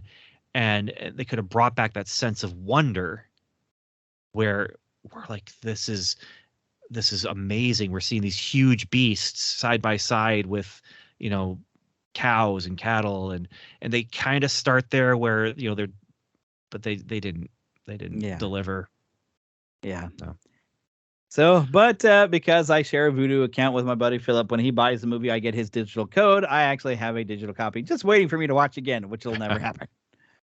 So, but the following day, or at least this is the date that popped up when I was going in there. So I don't know if this was the exact date that this happened, but it's something that happened this year, and around about June, the new I'm still going to call it PlayStation Plus, but the new tiers of PlayStation came out this year, where you had certain levels of what you wanted to have unlocked to be able to stream for free, and the capabilities. You can have an essential, you can have a premiere edition. I mean, some options, and I found myself resubscribing, and I'm allowed a certain amount of money for myself to blow on anything I want. So I'm officially doing $17.99 to get everything. And there's so many games to play on the streaming service for the PlayStation that I feel like I've increased my backlog of games I really would like to play with all the games available to me. But I find most of the time, on days that I'm working from home and I don't have much to do, I can maybe casually do something on a PlayStation Plus, like a Civilization Revolution. It's good to kind of a casual thing that I can just, you know, oh, well, I have a minute while I'm waiting for an email from a voice artist for this ad I'm working on. Let me go and let me go invade China, you know, that kind of thing real quick, and then come back, you know. It's one of those things, having access to it, just a casual game. That's even just a nice game if you like.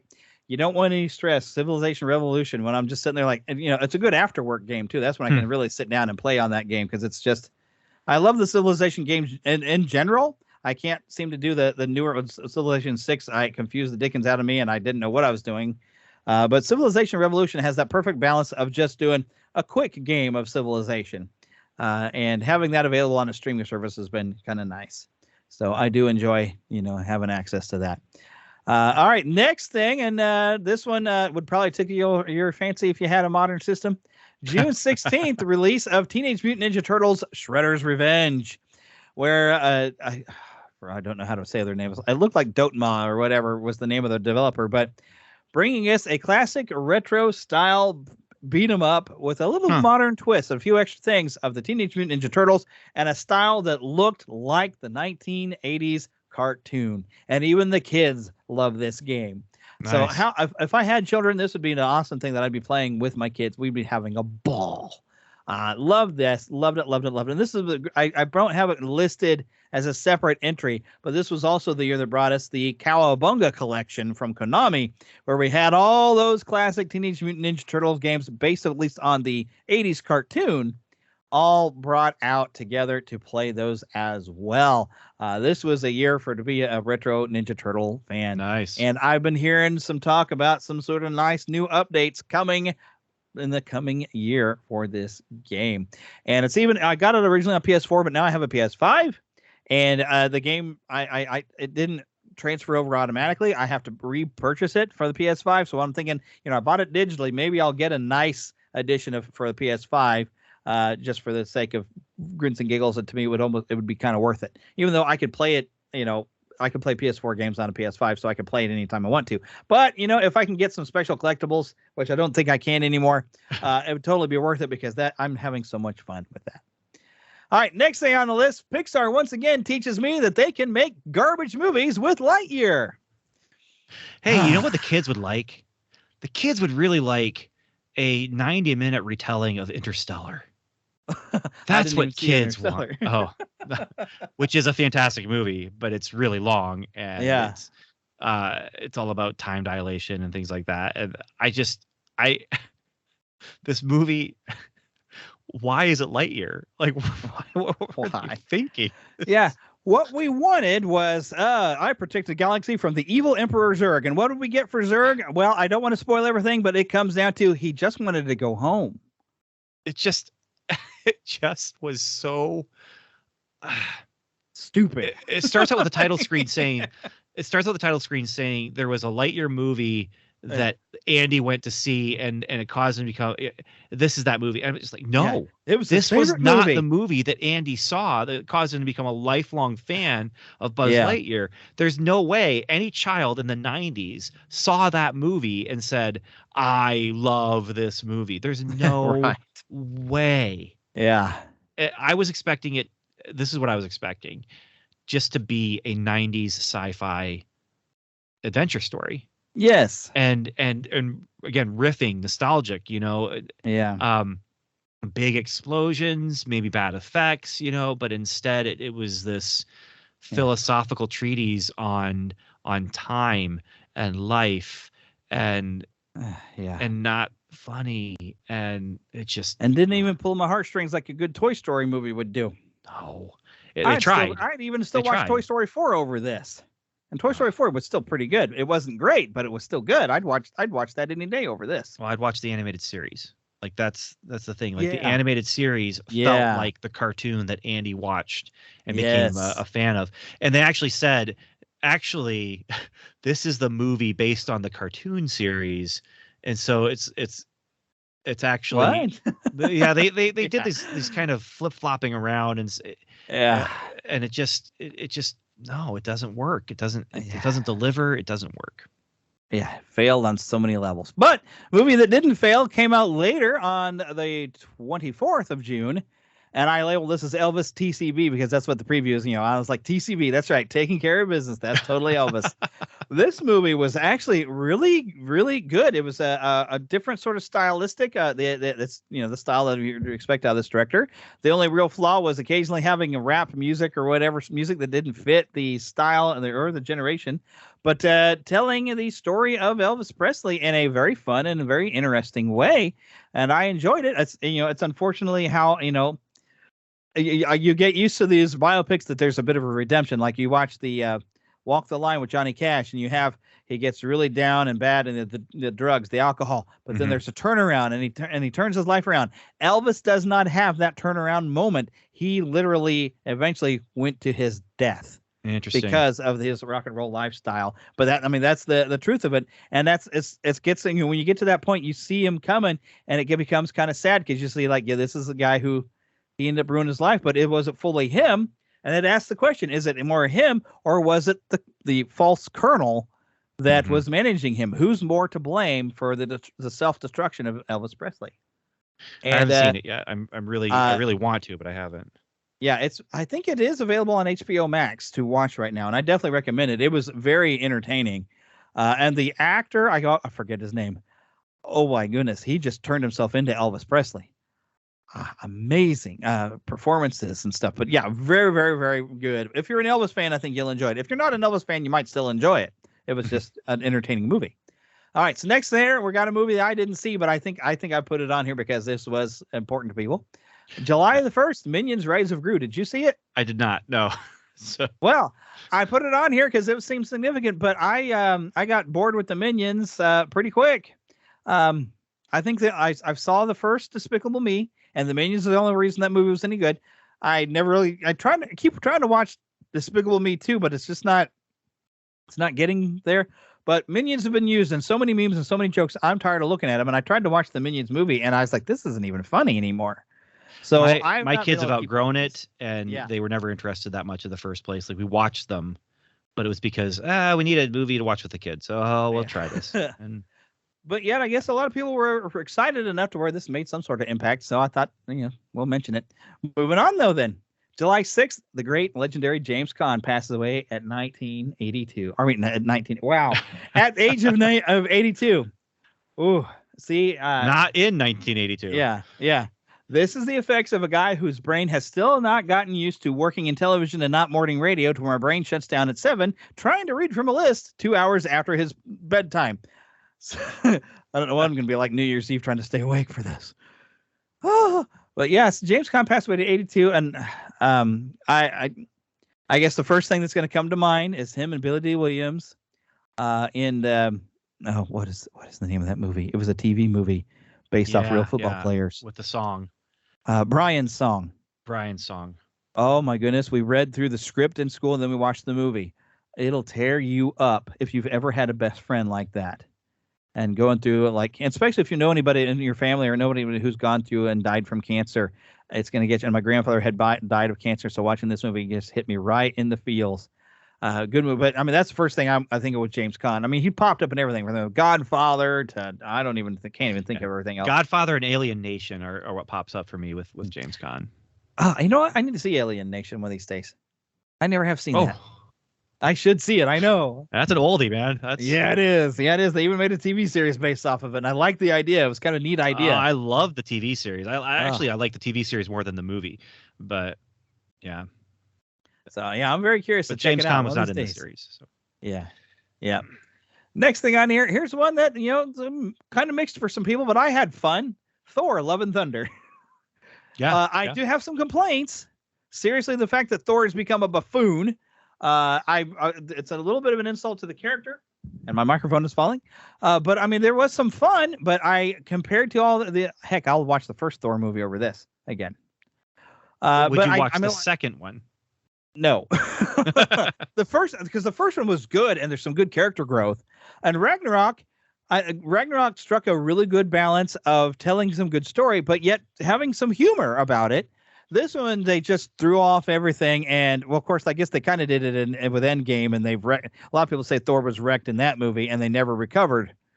Although Chris Hemsworth says that he likes where the character's gone. It's like your character's gone into a buffoonery. And they really ruined the character. But I mean, it was kind of a fun ride. I just didn't really, I don't know. It's like I liked it, but I also didn't like it. But I had fun. But I'm never going to watch it again because the second time I watch it is where I'm going to be like, oh, what'd you do? Yep. And the screaming goats are only going to be funny the first time. Yeah, I don't know if they were funny the first time.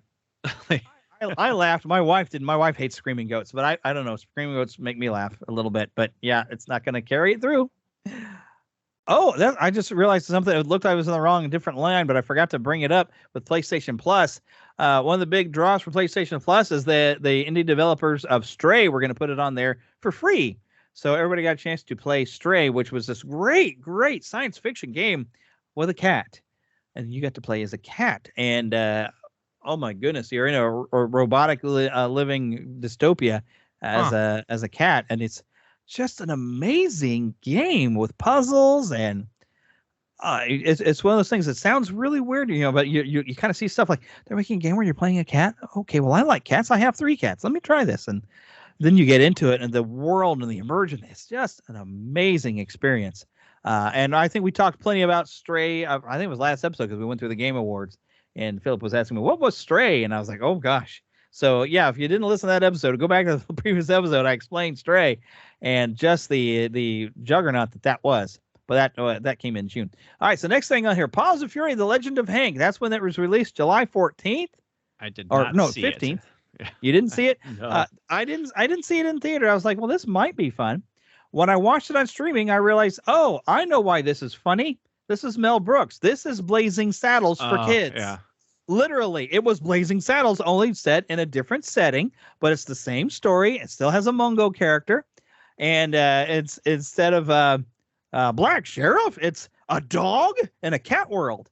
But it was, and even Mel Brooks even is in that, and it was basically Blazing Saddles, and that's why I appreciate it, because I'm of the persuasion where I'd rather watch Blazing Saddle edited for TV. Because there's some content in there that's like, whoa, that's, I don't really want that.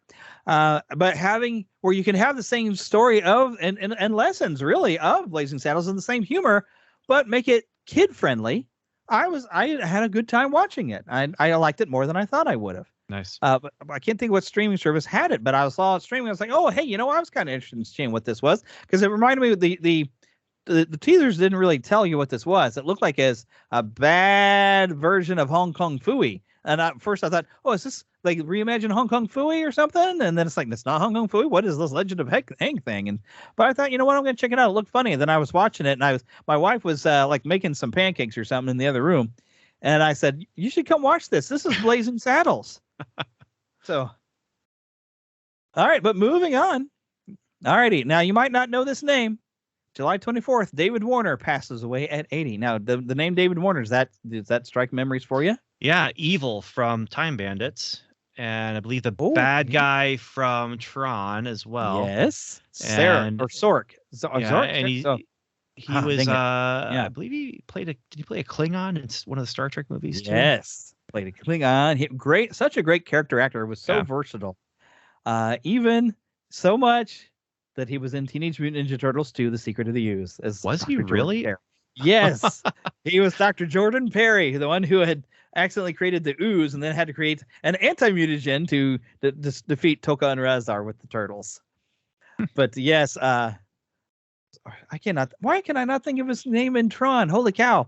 But David Warner, if you didn't know him by name, you look at him and like, oh, him. Yeah, no, you definitely see him and know him for sure. Yeah, he's definitely a hero of nerd cinema, especially with being in Tron, So, okay. It's hard to tell if this was part of one of my other things or if it's for this one. And funny enough, we bought a new lapel mic for the church, and I was helping Philip set it up. And when I went over to his house, he was sitting there watching an episode of Murder, She Wrote, where Paul Sorvino was actually the murderer in an episode of Murder, She Wrote. Paul Sorvino passed away at the age of 83 on July 25th. And he's one of those guys that you see him, you might not know his name, but you see him, you're like, oh, him. One of my favorite roles that he had, though, was in The Rocketeer as, I think, what was it, Eddie Valentine? I don't remember any of the names from the movie. Although I am rewatching the movie soon because we're doing a series for our podcast about it. I'm one of them people that I love that classic style of hero. Even though I recently found out that the character was actually created like in the 80s.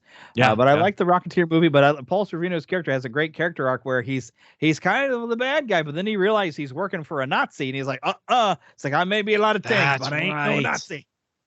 That's right. We're doing a series on our Strangers and Aliens podcast about movies that came out right after Batman in 1989 that were building on that pulp. Right. So we did one episode about Dick Tracy, and now we're going to be doing Rocketeer, The Shadow, and The Phantom. So. Oh man, and I love those classic maybe I could heroes get you like on the for one Shadow of and the those. Phantom. 'Cause, Oh. I'll see if I can get you on I for know one a of guy those. who'd love to talk about the Shadow. He saw the movie, became a huge fan, likes the radio shows and the pulp stuff, known as the Real Brian. Yeah, he loves the Shadow. I like listening to some of the old radio shows. I've actually got one of my Christmas shows I like to listen to every year is an episode of The Shadow. It's good stuff. Good stuff. Next, and now here's a movie I misspelled on the list that I didn't see. I'm going to check it out eventually. DC League of Super Pets. I didn't get around to seeing this one. How about you? I did, and it was fun and funny. It was fun. Okay. Yeah. It really is. It's like, what if DreamWorks did a DC movie? It's not quite classic, amazing Pixar, but it is definitely more like your DreamWorks animated film. And it was fun, funny, definite nice diversion. The post credit was goofy and metatextual, and it's good. Yeah, and it's available on streaming on HBO Max, so I'm planning to check it out here at some point. I just haven't gotten around to it. All right, on the 30th of July, this is sad in multiple ways because Pat Carroll passed away at age 95. Now you probably don't know that name, do you? I don't. That one I do not know. Ursula the Sea Witch is the most famous thing that I know of she did, is being the voice of Ursula. But she was a big, did a lot of things in her past, did a lot of things. Great, distinctive voice, great, distinctive laugh. And all the people who were classic Disney fans were like, oh, Pat Carroll died. But then that suddenly overshadowed when, oh, no, Nichelle Nichols died at 89. And everybody loved Uhura. And yes, yeah. So she got her death completely almost got forgotten on the same day that she died because, and I think it's Nichelle, how you say that, isn't it? It is, yeah. Yeah. Yeah. I've heard different pronunciations, but I was always pretty sure it's Nichelle. It looks like Nichelle, but yeah, Uhura and that character meant so much to her and her time. And this is something we say frequently. If you want to do a social thing where you want to we want to make this color of skin, whatever, more of an acceptable thing, don't make a big deal of it. Just there they are. They just happen to be there. They're part of a command crew. You want to have a strong female character? Don't make a big deal of it. Just stick her in there, a part of the command crew of a starship. Have her fill in her role with everybody else. Not trying to have to outshine anybody else. Just being there, part of the team, and we will love it. And Martin Luther King will tell you you're doing a great job when he meets your actress. Yeah. That's how you do it. And not Herman. Howard Hessman connection. She was on an episode of Head of the Class. And because they had eggs that they were carrying around and pretending to be children. It's the whole health class thing where this is what it's like to be a parent kind of thing. Yeah, and 80s trope. The bigger character, I can't remember his name, but he took his egg to the Star Trek convention and left it there. And then she comes in and brings it to the school because he left it there. So, yeah, goodness. But yeah, she had a big impact on society with playing an iconic role. And thank you, Gene Roddenberry, for knowing how to do it properly. Now, if only I'm people trying to remember Howard Hessman. I'm thinking Herman Hesse, who wrote Siddhartha. So, why he's in my head. But anyway, I don't know either. I have no idea. So. I was a high school English teacher. So. Oh wow! My goodness. Yeah, right. I probably glad to be away from teaching if it's anything like how my wife's getting tired of teaching. But anyways, it's been a decade. Yeah, it's been a long time. So I also have another celebrity death that I just figured out it was fair enough to mention. August 5th, Anne Heche died at 53, fairly young. It was in a bad car accident, if I remember correctly. That passed away. I can't necessarily think of much that she was in other than some movie with Harrison Ford that I didn't see. I think I saw at least something that she was in, but I just figured to mention. Do you have any particular memories of liking anything she did? Was she married to David Duchovny? Maybe, but she was married to another woman for a while, I know. Didn't she have a relationship with Ellen DeGeneres even for a little while? I don't know. I don't know. I don't like to follow the celebrity stuff like that because I prefer to watch their work than what they do because most of them are like, ugh. So, yeah. Moving on to the next celebrity death. You're right about Ellen, but I thought there was a David Duchovny. Maybe she was in a movie with him. I thought there was a Probably. David Duchovny connection. But anyway, August 7th, a name you might not necessarily recognize, Roger E. Mosley. I wish Philip was on here with me. He passed away at age 83. He was TC on Magnum P.I. yeah, I definitely didn't don't watch a whole recognize lot of the it. name, Yeah. but remember the role for sure. Yeah, Philip is a huge Magnum PI fan, but he wasn't able to join me today either. So this was going to be at least a 3, maybe a 4-person show, but we've just been us 2. Instead, you get me, but hey. That's right. And we're 2 hours into a 3-hour marathon episode, which hopefully you're all still hanging with us, right? All right. See, we're taking up half your workday, folks. We're doing you a favor. Now, this right. next one. This name, of course. This hit me. This was one of my first crushes when I was a little kid. August the 8th, Olivia Newton-John passed away at 73, and still 2 of my favorite songs, Xanadu and Magic. Whatever you think about the movie Xanadu, you cannot deny that the soundtrack has some great tunes on it. And those were like 2 of my favorites. And if there, that movie, definitely, there's always something good about something, right? Yeah. And Olivia Newton-John, her hair in that one was very pretty. I liked how they styled her hair in that one. That was a tough movie to watch, though. Yeah, but the music is amazing. I mean, because Electric Light Orchestra. Come on, I mean, that's good stuff. And even so much that for anyone who has not recognized it, yes, we quote the song Xanadu in the opening of the show. All right, moving on to the next celebrity death.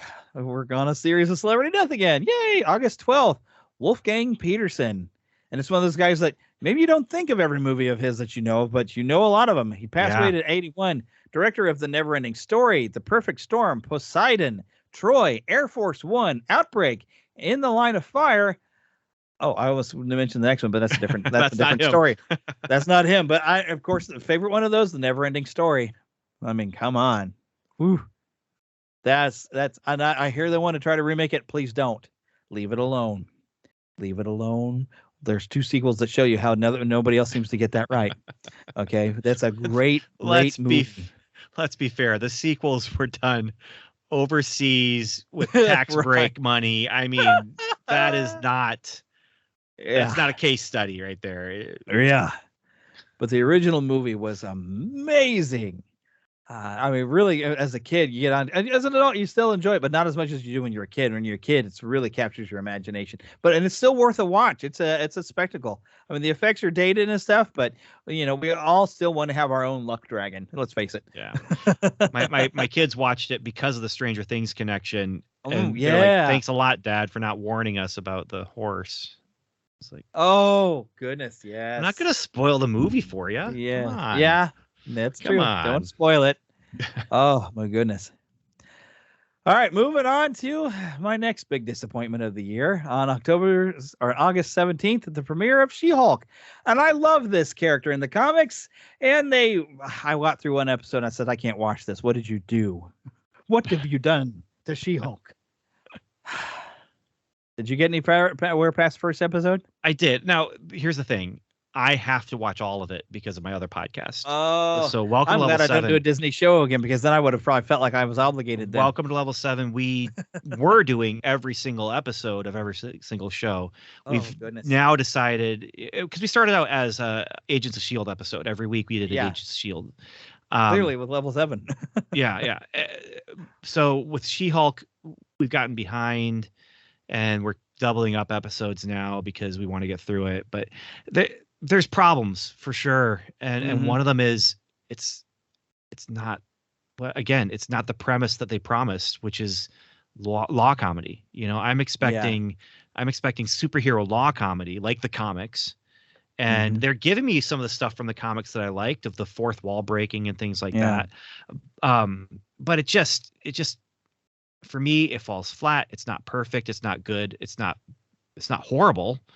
But it's just this kind of middle of the road where it's just, it's a show, and I watched it, and now I have to watch it again because I fall behind. And so if I'm going to remember what it was to talk about it, I have to watch it again. So there are some funny moments. Don't get me wrong. There are some funny moments, but it's not in the first episode. But this is even where, I'm not. I've stated many times on the show how I was not a fan of a lot of the stuff Ken Slott did to Spider-Man, but his run on She-Hulk, I gotta say, had some funny stuff. I'd rather read the Ken Slott She-Hulk comics than watch any more of that series, because he did some good stuff actually with the character, and it was a lot of fun. So. John Byrne, and that's the run that is my run of She-Hulk. That was the earlier runs. I need to watch. Yeah. Well, that was, I think, second volume, and that's when they really got into the fourth wall breaking and her breaking through panels and things like that. Yeah. Steve Gerber did a few issues of it where Howard the Duck guest starred, and those are actually the ones that I read first, and then I'm like, oh, this is funny, and so, and then the finale is either the most audacious thing they could have done or the stupidest thing they could have done, or both. Right. It could be both, but it definitely, I mean, they were swinging for the fences with the finale. But whether it's a foul ball or a home run, that your mileage may vary. But I did appreciate that. It's foul ball. Even people that were trying to enjoy the show were like, what in the world was this finale? When they got there at the finale, I was, what's the word I want to use? Flabbergasted, maybe gobsmacked. No. I actually really appreciated it, but in universe, it doesn't work. Like, it's just, okay, so what does this mean for canon of the whole universe at large? Well, but that they went there. I mean, they've done things. I mean, Fantastic Four met God, and he was Jack Kirby.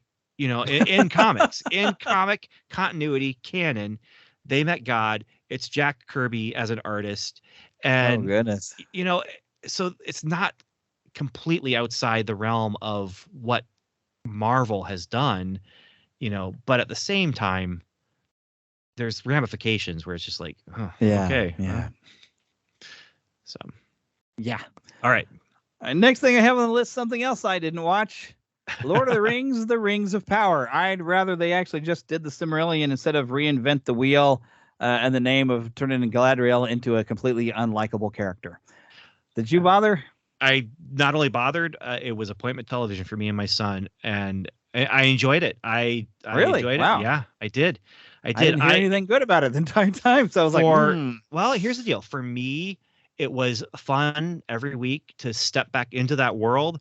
Again, is it perfect? No, I did not have the problems that people were having with Galadriel. I was watching it, and it's been ages since I read Silmarillion. I have not reread it. Hobbit, I reread every few years. Lord of the Rings, it's probably been a decade and a half since I've read Lord of the Rings again. But so for me, that canon was not fresh in my mind. But it was fun. It was slow moving, and I kind of liked that. And I enjoyed visiting that world every week with my son. And I did. I liked it quite a bit. Well, I'm glad you did. I heard enough stuff where I was like, I think I'm going to skip this because I was like, I don't want to have to go through and be excited for something and be disappointed. So, here's something you must have added in there. It's Fairy Tale by Stephen King. This was a surprise hit. I actually recently listened to it, and I was actually surprised. This is kind of a sweet story, and it was a fairy tale, and it wasn't as mean-spirited as Stephen King can be with his characters sometimes. And what is it? Was this a book? It was a novel, and I was really trying to add more books to this because I've been reading a lot more this year. But none of the books that I read this year have been books that came out this year, except for this one. So, but yeah, I enjoyed it. There's some content stuff for sure, because it is Stephen King language, especially. Yeah. But it's interesting. I feel like as he's gotten older, he's gotten a little more kind to his characters, and so. So I thought I'm going to put this on the year-end review that we're doing here. So awesome. Well, see, it keeps the mixture. That's why I like having more people than just me. So, all right, next thing I have is September the 7th. Queen Elizabeth died at age 96. Me as an American, I'm not, it's not that big a deal to me. There's still Americans who are like, we'll follow up with the royal family. I'm like, okay, I'm, long life of 96, okay. They're really nothing more than figureheads over there that they pay. I think they still give them tax money. I'm like, why? They don't do anything. They're not even in power. But yep, Queen Elizabeth died at 96. But then, and here's the one that I had the unpopular opinion of actually having some fun with the Disney live action Pinocchio. I haven't seen this yet, so yeah. If you're a fan of the classic, maybe you don't want to watch it, I guess. I took a bit of a risk, and I found some things to enjoy. I mean, it's not great. But I found a few things to enjoy, and I found a few bits that were kind of cute, and I found a few things I could enjoy about it. And the Blue Fairy, she looked kind of weird being a bald lady, but oh my goodness, the actress, when she sang just a little bit of When You Wish Upon a Star, and the way she sang it, she blew me away. And I was like, why aren't you letting her sing the whole song? She just gets a couple of lines out of it. I was like, oh, she's an amazing singer. Huh. And that part, that's what I think got me to continue watching. I was like, wow. Oh, please sing more of this, lady. I don't know who you are, but wow, that was really good. And there's a lot of stuff that's cute. There is some stuff like, why is he playing around with horse manure? Well, and then the ending, they botched the ending in the worst, stupidest way they could have. But there is some stuff that you might find enjoyable. But I tell people, you got to take a risk if you want to watch it, because it's not great. And I am definitely of the persuasion of Disney quit remaking the classics. Leave them alone. Stop it. They're driving me up the wall because the remakes are never quite as good as the original. Occasionally, you do get something like Jungle Book, which was, they add a little bit more of the actual book in there, and it was actually a pretty good movie, and definitely worth it. But yeah, the Pinocchio one, I'm of the rare guy that actually kind of liked it, because the overall everybody was like, oh, what a stinker that one was. I said, I found a few redeeming qualities, but it's once again another movie that I'm going to watch one time. I had fun with it the first time, but if I come back the second time, I'm going to be like, oh gosh, what a train wreck. So I will leave it alone. All right. Ooh, but now we got something fun. All right. Coming up. September the 21st. And talk about a story that took its time to develop. But by the time we got towards the end of Endor, holy cow, it was intense. I was edge of my seat, like I was gripping, man. Oh, because it was slow, and I was it took me a while to kind of catch up on episodes. I was kind of like, this is not bad. This is good, but I don't know. It's not getting my attention. But as the more you watch it, the more you're like, oh my goodness. Oh my goodness. Oh my goodness. And then, whoa, it's like watching a fuse on a stick of dynamite that you don't realize the stick of dynamite is coming, but you're watching this fuse and like, that fire's kind of interesting. Let's just keep watching that. And then you realize there's a big stick of dynamite. Then kaboom! What a way to finale! Wow. Well, there were 12 episodes? I think it was a lot. It was a lot. It was a lot. It was a lot. Other Star Wars series. The second season that is guaranteed this time. Oh yeah. Another 12 episodes, and then of course the final. They end this with a movie. So it's season 1, season 2, and then Rogue One, and I'm waiting for him to meet the Alan Tudyk character. yeah, and he's supposed to be season 2. He was supposed to be season 1 when they were first talking about things, but it didn't happen.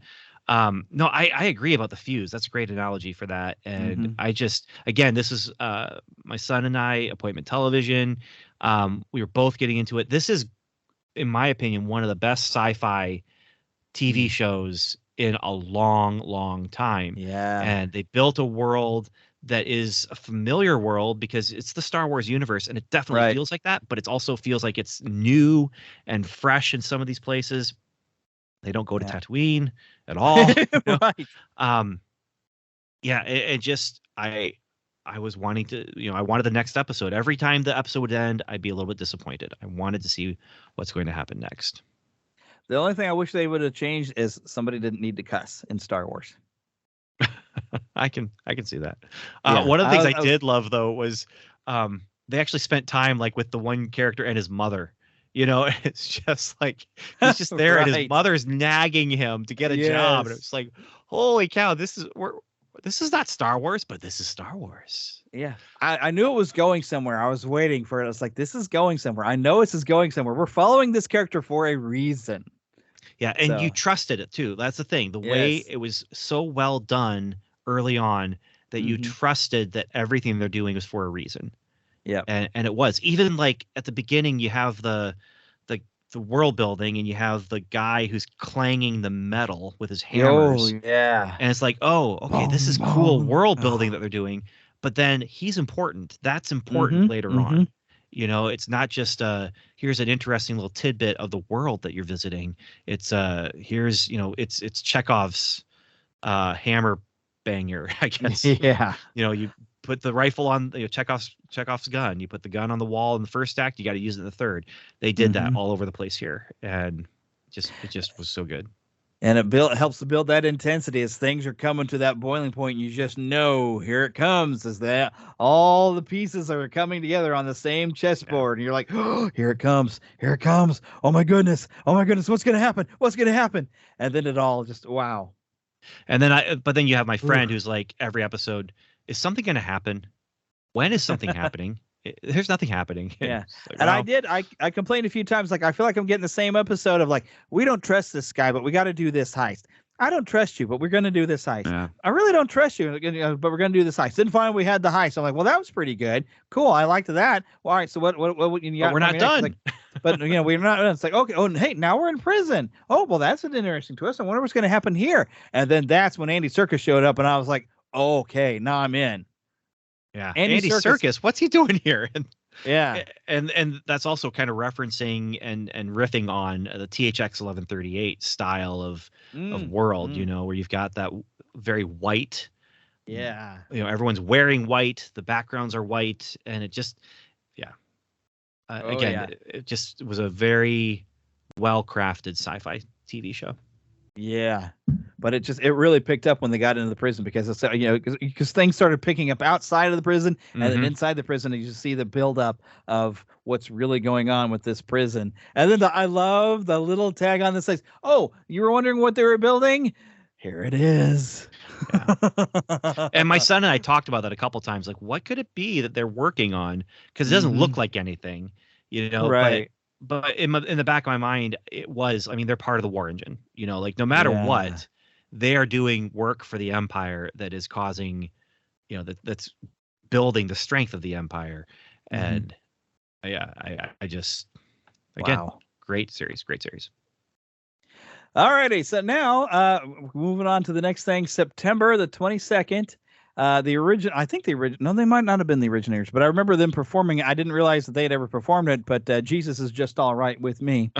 The Doobie Brothers, their drummer, Jack Hartman, passed away at 72, which I think I gained a greater appreciation of the Doobie Brothers, having worked at a classic rock station for about 3 years.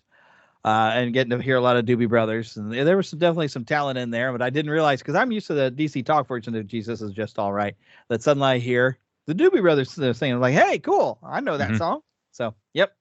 I can't think of the other songs that they had, but those are the ones that pop out. I've got a collection of some of their stuff on my computer here, though, I know. But for some reason, I'm not thinking yet of any of it. So, yeah, any Doobie Brothers songs jumping out in your head? Just Jesus Is Still All Right, or Just All Right, because DC Talk was Still All Right. Yeah. And Doobie Brothers was Just All Right. Yeah. I think. Something like that. Yeah. Well, moving on to, it surprised me. I didn't realize this had happened until I was doing my research. September the 28th, Coolio passed away at 59. Yeah. So, can't say I was a huge fan of his, but we all know Gangsta's Paradise and the infamous story of, you could not escape that. Did he approve of Weird Al's Amish Paradise or not?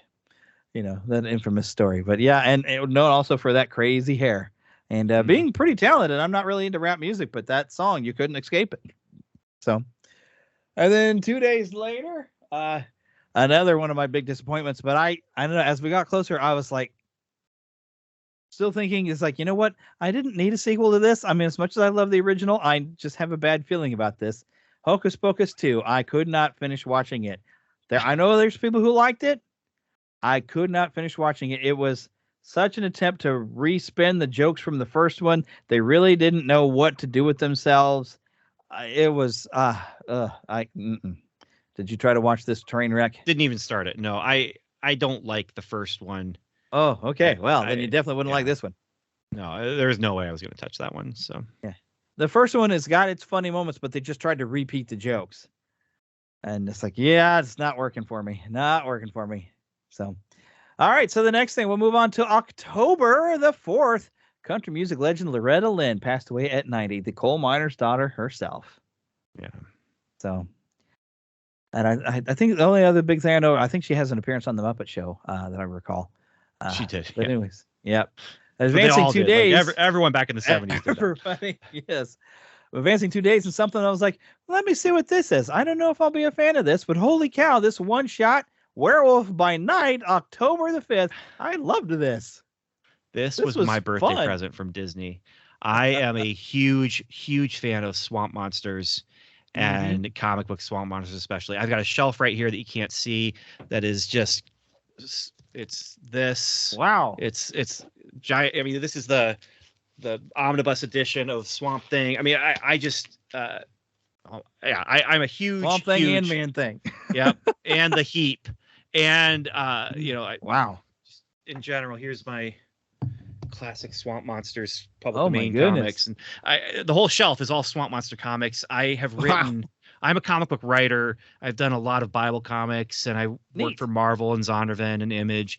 The one thing that I haven't done yet that I want to do, it doesn't have to be one of these characters, but I want to do a Swamp Monster comic. I just haven't gotten a chance to do it, and that's one of my life dreams. Anyway, love the characters. Love Man Thing as a character isn't the greatest character, but his stories are wonderful because of how they use him as a character. And so with Werewolf by Night, when I found out Man Thing was going to appear in Werewolf by Night, I was so excited.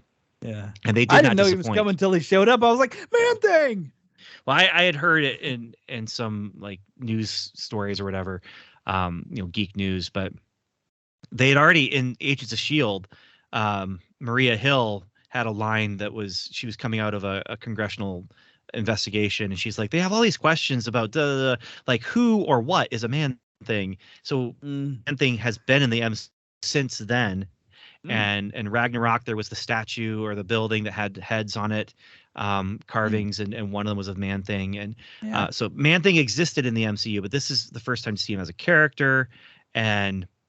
But then the whole Universal Monsters style of filming and the music, and it just so much fun. So much fun. The way that they did the color and the black and white, did the whole riffing on Wizard of Oz, and just great stuff. I really enjoyed this. Yep, had a great time. I wish it was more than just a one shot. So sort of like the one shot Christmas thing we're going to talk about here a little bit. I think I have. I got it marked down. Oh, good. It's there. But now that you've mentioned writing some Bible comics, I'm kind of wondering if I actually have some of it. I'm gonna, because I've got a few things. I'm now wondering if you got anything by Kingstone, then I do. I believe so. Yeah, so the Kingstone Bible I worked on, and All right. Entertain the folks for a second. I gotta go check. I think I do have it. Hang on. So so I've worked on George R.R. Martin's The Hedge Knight. That was my big break into the industry, which is prequel to A Game of Thrones. But then that was what allowed me to do some of the other comic book stuff that I've worked on, and I'm not sure how much I'm supposed to vamp and riff right now, but so that's me. I'm a children's pastor by day and a comic book writer by night. So and he's back. Well, let me just show you this. All right. I don't think I've read it yet. This look familiar to you? Yep. That's mine. I was like, Ben Avery, holy cow. Yep. So I actually have some of your work here. Oh my goodness. But I don't think I've read it yet. I got a bunch of stuff. I've got a lot of comics I'm really behind on reading. I've even got some of the Action Bible that they did, and I haven't read through all of it yet. I've even got like some side ones and stuff, but oh my goodness. Well, looky there. Yeah. So that book right there, every disciple gets a chapter to themselves, to this kind of their life story. And some of them are 3 pages, and like Peter is 32 pages. So because there's some of them 12, y'all, by the way.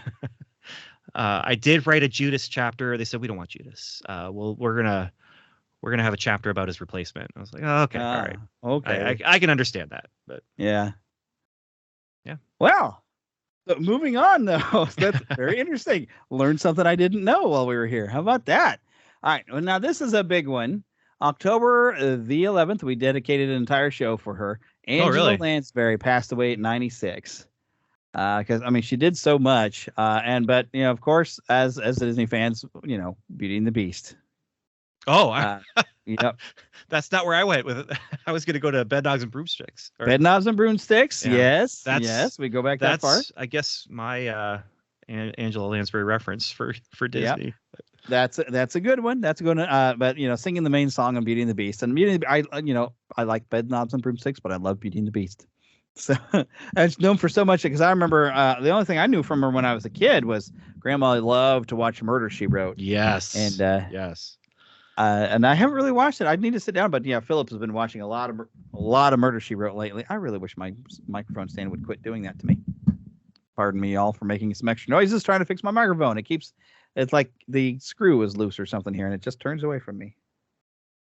I bet I can tighten that at some point. Oh, look, I have a penny right here. I bet we'll tighten everything up. So I'm going to do that while we move on to the next big event, and this gets tied to some kind of crazy fun stories. So October 21st, Black Adam. Black Adam. There we go. Tighten it up. I actually had a lot of fun with this. I think this seems to be a mixed bag for some people. Some people enjoyed it and some people didn't. I had fun. I liked it, but the thing is, I liked most when Black Adam was not on the screen. And so Dr. Fate's whole story arc, his character arc was great. Yep. I liked Atom Smasher. I liked all the other characters. I'm like, oh, I'm really into them. But then Black Adam, okay. I will say this though, The Rock fits the character. Like he is Black Adam in the same way that I think like Gal Gadot as Wonder Woman and Christopher Reeve as Superman. Like this is just, or Robert Downey Jr. as Iron Man. Like he just was made to play that character. But I'm not a huge fan of villains as heroes. And this just, you know, he's a murdering murderer who murders. And they've changed him apparently. And we actually had to do an entire background checking like how they reinvented the character over more recent years to make him more of an anti-hero than the typical villain. But I just want to see him fight Shazam, you know. I know. This is why was it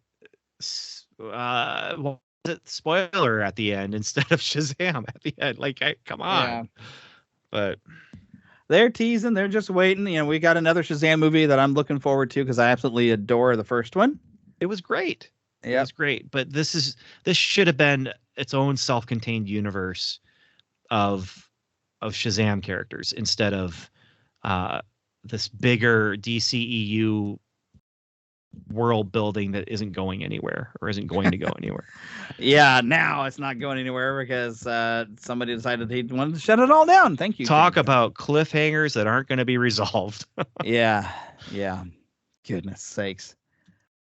But I had fun with it. But the real action as the night that we went to see it is that's when I was driving Philip back to his place. We stopped over by a thriftway off of Brighton to pick up some stuff. When I came out of there, didn't realize the curb came out into the middle of the street where it shouldn't, and I popped two tires, and we got stuck in the middle of the night there, waiting for two tires to get fixed. So now I'm always gonna remember that night with that movie. Oh yeah, one spare. You don't have one. Not when you got two tires busted. Nope, and that's a problem. You're stuck. Yeah. But on the 25th of October, we lost to Jules Bass at age 87. Yeah. Of the famous Rankin Bass. Him and Arthur Rankin's work. My goodness, come on, microphone. Quit turning, or it's not the microphone so much as my stand. It keeps turning my microphone away from me, and I just cannot get it to behave.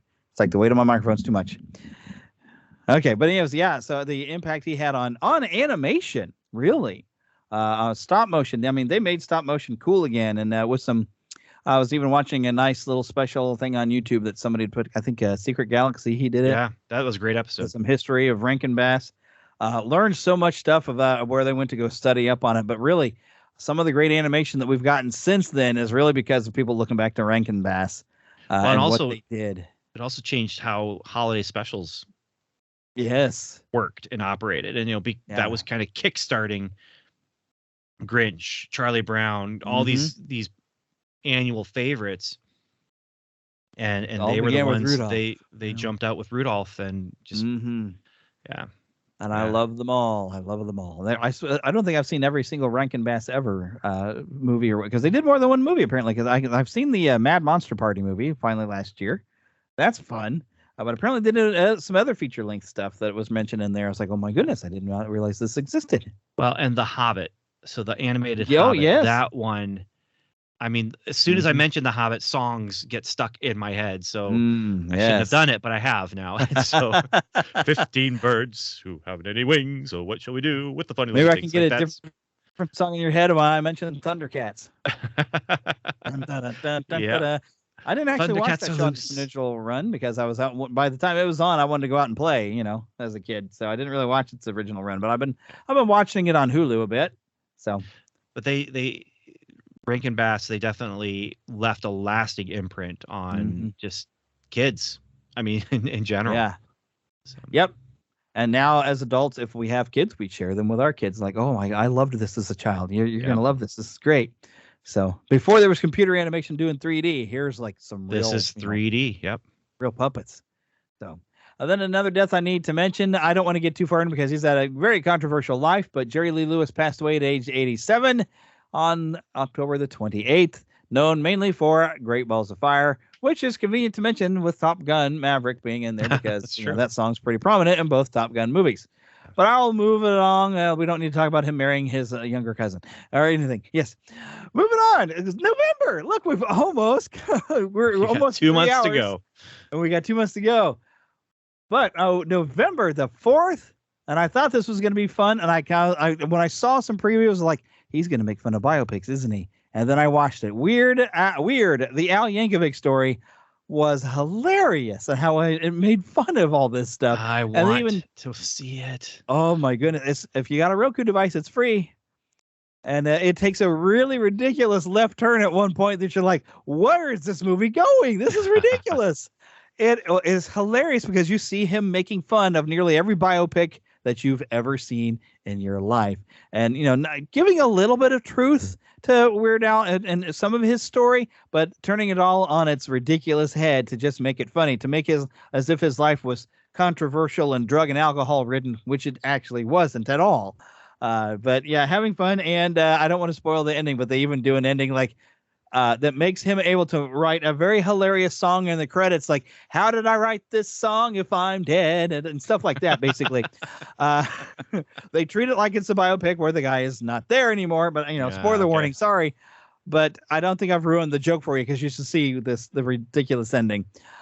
Great fun. I expect it to pop up in some other streaming services maybe at some point, or at least on available for purchase somewhere. It's just funny movie, and all the different people that get to play characters that are pop up, like Pee Wee Herman showing up, Tiny Tim shows up, Rainn Wilson as Dr. Demento. I really there's the only reason I haven't seen it is because I just haven't gotten around to trying to track it down. So it's on the Roku channel. Oh, I just passed by. I forgot to mention Judy Tenuta had passed away in October at age 72. I only remember she was pretty funny. Hey, pigs! She was a very funny comedian with her accordion. I'll go ahead and mention that because I wrote it down after I saw it. Okay. She had passed away. All right. Here's something I intended to watch still on Netflix, but I didn't realize it was in theaters. Guillermo del Toro's Pinocchio, and this apparently is the only Pinocchio you really need to watch this year. Philip has been kind of leaving review on the podcast. Overall, he enjoyed it. Did you get a chance to watch this one? I haven't, but I really want to see it. And I've seen some of the concept art or maybe some stills from the movie, but the Blue Fairy just looks amazing. And I want to see it. I really, the way I want to do it is to watch, and you might have caused me to not do this, but I want to watch the Disney live action Pinocchio and then this one as a double feature and just, allow the one to raise the other. And but if you watch one that's terrible, then you watch one that's really good. You're like, yeah, this is amazing. Exactly. So might work. I don't know how it'll compare to the original, Disney film. Of course, the Disney film is really almost nothing like the book. So this one I hear is some of the book, but really a lot of reinvention. Okay. But I want to check it out because I looked impressed. I looked impressed. Wow, that doesn't even make sense. Okay. Did you ever see the Drew Carey Pinocchio? I don't think I did.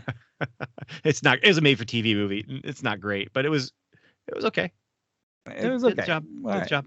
Yeah. I did remember seeing one when HBO used to have a thing where they did fairy tale theater or something like that. They had Pee Wee Herman as Pinocchio.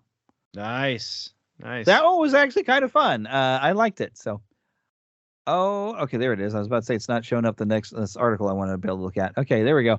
But we go one day after that on November the 10th, and we lost Kevin Conroy at age 66, who will forever be the greatest Batman actor. Now, he's not a live action Batman actor. So, well, I guess he did get to do a live action in The Crisis on Infinite Earth.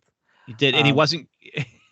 That wasn't a great variation of the character, but I didn't see it. It got too convoluted by the time we got to that point, and I started watching an Arrow. It's suddenly like, wait a minute, this is starting to get ridiculous. Like, how come that guy just didn't shoot him? He was right there. He just stand there and waited for Arrow to punch him, or yeah. So I started like, this is somewhere it's falling apart. Flash fell apart for me, and I just quit watching their shows. So, but Kevin Conroy passed away. Still my favorite Batman as far as voices. So he was fantastic. But something else that I wanted to pull up, because I wanted to look up what all happened with Masters of the Universe this year, like what all toy releases, because we had a few more waves and a 40th anniversary of Masters of the Universe.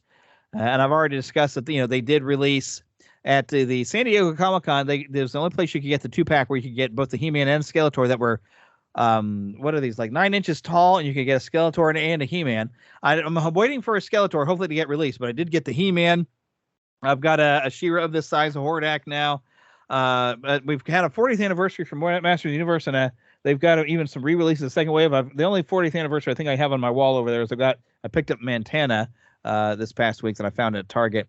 But they've actually finally put the Masters of the Universe muscles into as the article says, it's Masters of the Universe muscles into National Toy Hall of Fame. On November 10th, 2022, Masters of the Universe took their place of honor in the National Toy Hall of Fame. So this is pretty awesome, and we've got a lot of new I mean, He-Man is flat out back, and sure, you've got a Netflix computer animated series that hopefully the kids are enjoying it. I tried to watch one episode and I was like, this isn't the He-Man I grew up with. I can't get into this. But I did enjoy the Revelation series, and we are hearing that there will be a third series. That is the one He-Man figure I have, is Moss Man. Oh, you got the Moss Man? Yeah, it was on Amazon for less than $10, and I'm like, that's a great looking swamp monster. Yeah, it is. Oh, there you go. He's a swamp monster. Perfect for you. So yeah, that's pretty much what's covered. One He-Man action figure. That's pretty much what's covered in my desk. Is I've got the Revelation version of He-Man and Skeletor, and I've got the 40th anniversary classic He-Man here and 40th anniversary classic She-Ra. Although this She-Ra is based more off the animated series. As well as the Hordak that I got for Christmas from my wife, is more of the animated series. And then also here on my desk, Philip got me the ultimate version of Hulk Hogan and Mr. T as they looked at WrestleMania, the first WrestleMania. I have them right here on my desk, along with Batman and Superman, and of course variations of Mickey Mouse all over the place, Ninja Turtles here, and Spider-Man there, and Grogu over there. All my desk is covered. It's amazing I get any work done over here. So yes, and I have a wide collection of He-Man figures now. All right, next thing, another passed away. Gallagher passed away at 76 on the 11th of November. Great, smart aleck prop comic. He would make you think about some of the silly things we do as people. Yeah. As well as using ridiculous props to get a laugh. And you know what? He'll smash a watermelon better than anyone will smash a watermelon. And he was really, he's known mainly for smashing the stuff, but when you actually get into his comedy, it's so smart and clever and really makes you look at stuff. He's got an entire thing where he pull out a school desk and he sits there. It's like, all right, you get into kindergarten, you're trying to learn the English language, and you start with numbers. What? Where's the what in one? We have one. Okay, well, we don't know. We'll just move on. 2. Wait a minute. Now there's a what you don't need. Let's take that what and put it over on 1 where it belongs. But now that 2 means it's an entirely different word. So, but yeah, he pointed a finger at all the ridiculous stuff about life, and that's what made him so funny. And then he would pull out and bust a watermelon. Right. So, yeah. Now here's the surprise hit. I'm calling it a surprise hit, although a lot of people have a lot of expectation. I was like, please don't be bad. Please don't be bad. November 17th, The Christmas Story Christmas. Yeah, which I haven't watched yet. So I'm very excited to.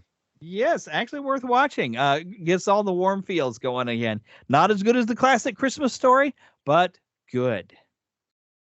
And then, of course, we covered that in pretty well in a few episodes ago. Jason David Frank, at age 49, passed away on November the 19th.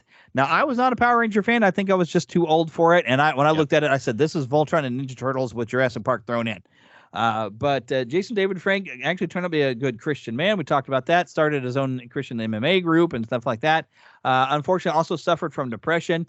And I already gave my nice speech that don't ever let anyone tell you that Christians cannot suffer from depression. It can happen. And it can get that bad to where he did take his own life. It's very, very sad. So no matter what you are, tell somebody, talk to somebody, get help, get the medication you need, because you can't control some chemicals that go on in your head. You need help with some medication to do it.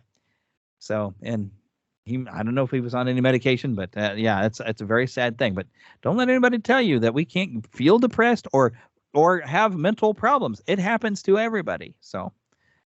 All right, so next thing. Oh, wait, I had another thing on there, but I haven't gotten to catch up on anything. But also on the same day Jason David Frank died was also in Disenchanted, released on Disney+. I still haven't gotten around to watching it. Philip really loved it. And then Mickey, Story of a Mouse, which I've been intending to watch also.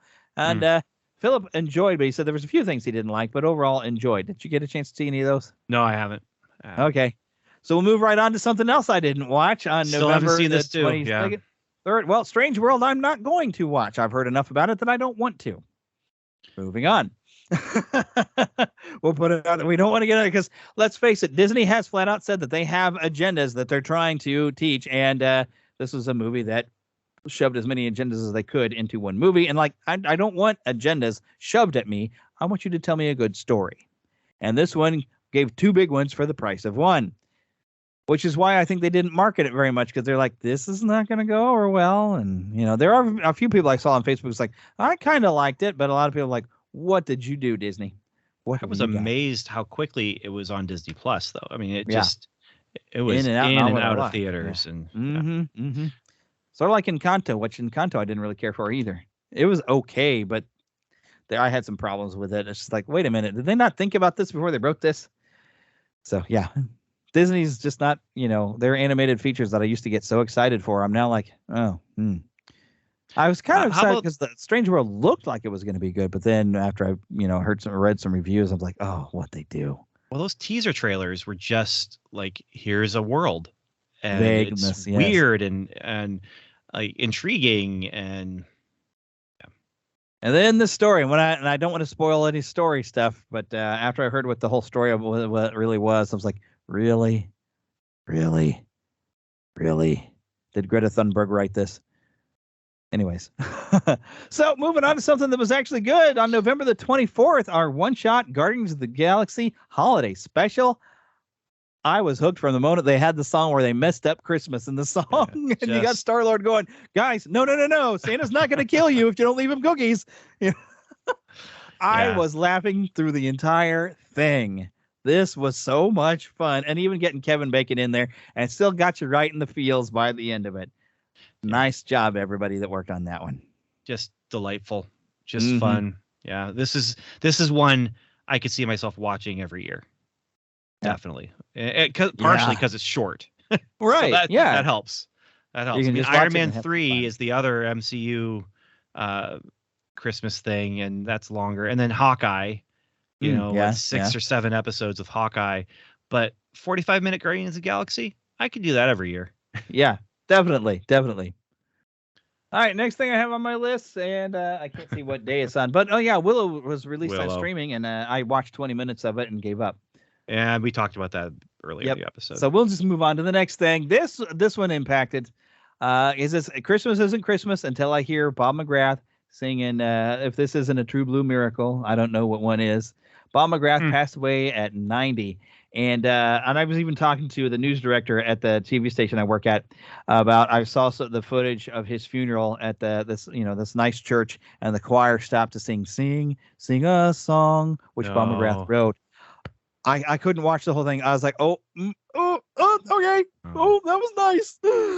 breathe. So, yeah, it broke me. I was like, it was kind of like if you ever watched some of Jim Henson's funeral and they come out and they're singing "It's Not Easy Being Green," and okay, I got to move on.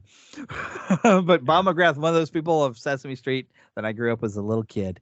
Again, these are people who are like that Mr. Rogers kind of a thing, where they're just these loving presences on the television every day, and they are stable, in those years where you needed stability. And for some people, that was the only stability that they had in their life, was like to turn on the TV and see Mr. Rogers or to see these people on Sesame Street. And and then for me, my children, they watch Sesame Street, that was slightly different, but there's some of the same faces. And I'm like, oh, this uncle kind of character is still there, being, an uncle to my kids. So, yeah. And what's fun is you can still watch those old episodes on HBO Max. I like that. Yeah. Sometimes I'll sit there and watch them just like, the feel goods. Yeah. All right. And the very next day on December the 5th, we lost Kirstie Alley at age 71. What a zany life she had, but she was very entertaining. From, I think the first thing I remember her was Star Trek. Star Trek 2. Star Trek 2. Yeah. And then, of course, on Cheers, and then Look Who's Talking. And then I think she do a reality show like Fat Actress, where she tried to make fun of herself, or she gained weight and then was trying to lose weight and then gain weight and lose weight. But and she was Weight Watchers, and then she did her own weight loss program.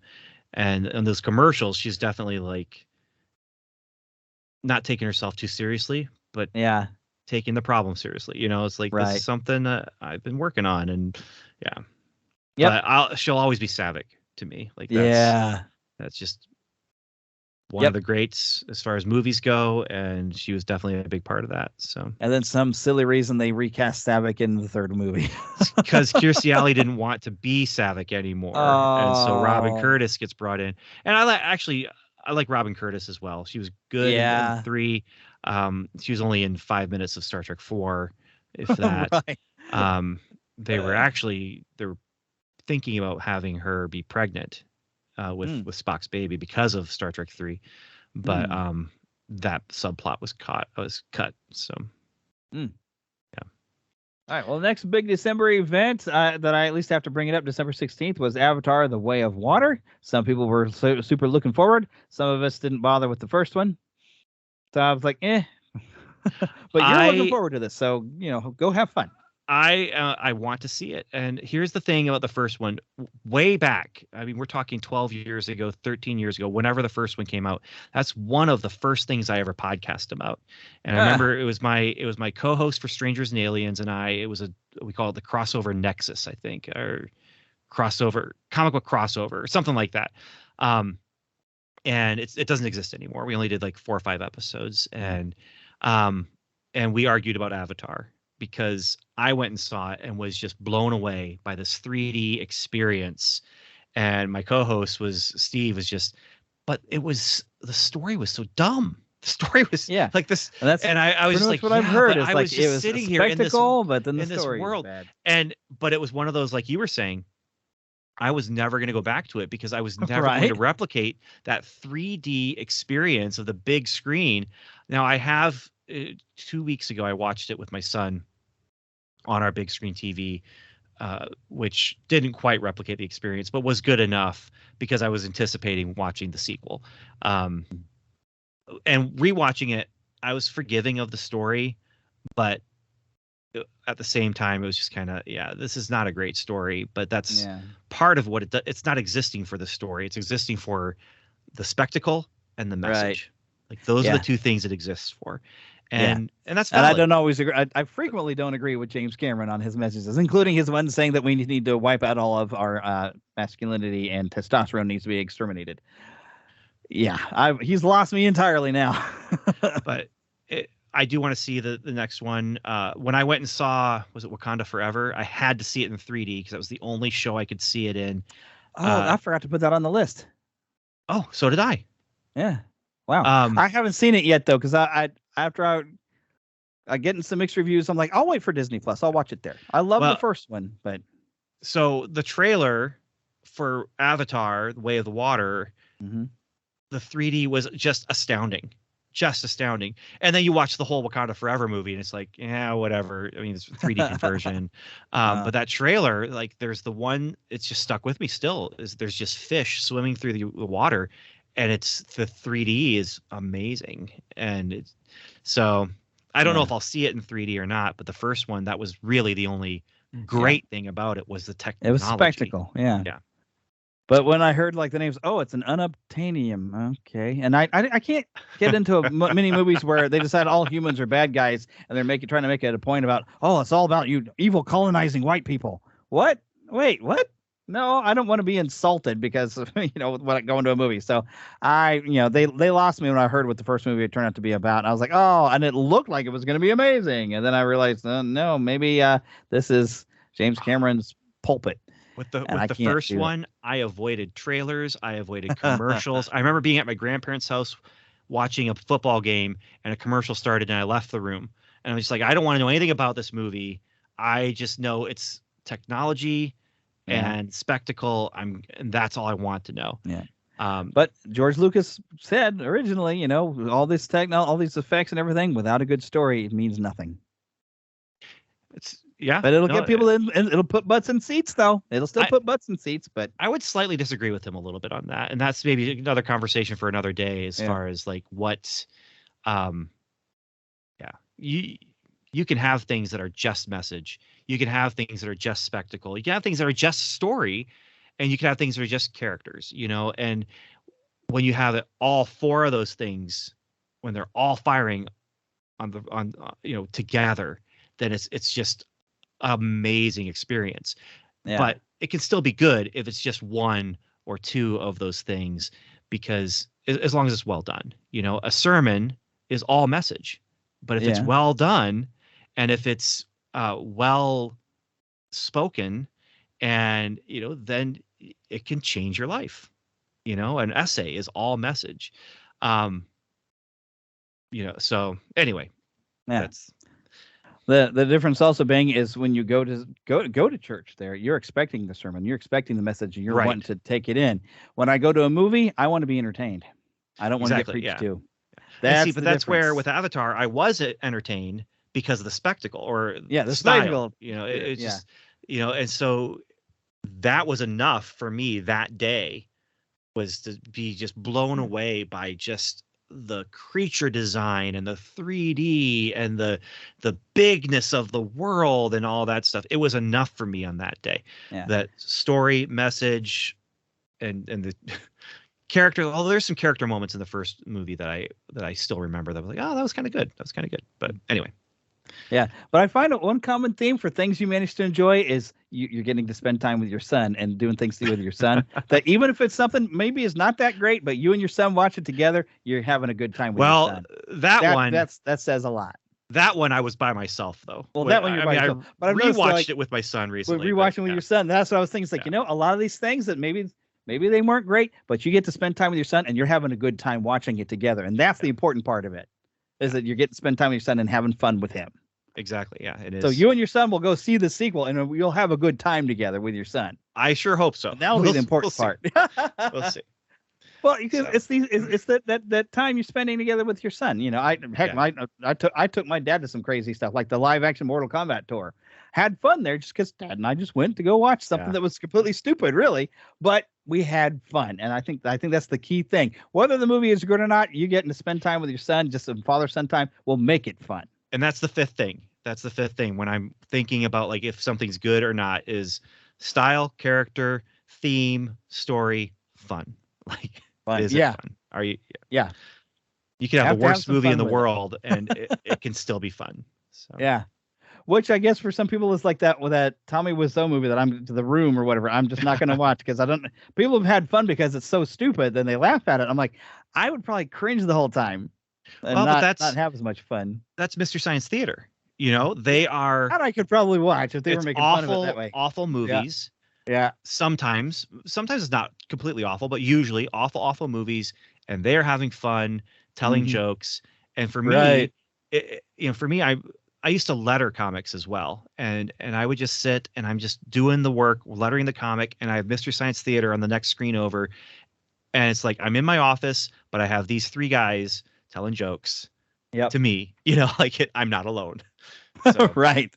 And that's what makes that good, though, is them having all these jokes that they managed to make on movies and make fun of the movie. So, although sometimes I when I've watched it, because I think I've watched where they, in this movie they claimed that they were before Star Wars, but they were totally Star Wars inspired, and it has David Hasselhoff show up like halfway through it. I cannot think of the name of it. Star Crash. Yes. I actually kind of was paying attention to the movie while they were making fun of it. Yeah. I was like, this is actually such a ridiculous movie that I'm enjoying the stupidity of the movie and their jokes. Yeah. Star Crash, no, absolutely was not before Star Wars. I mean, they were a Star Wars ripoff from go. Yeah. From day one, that was a Star Wars ripoff. Yeah. And David Hasselhoff thought, this is my Harrison Ford moment. And no.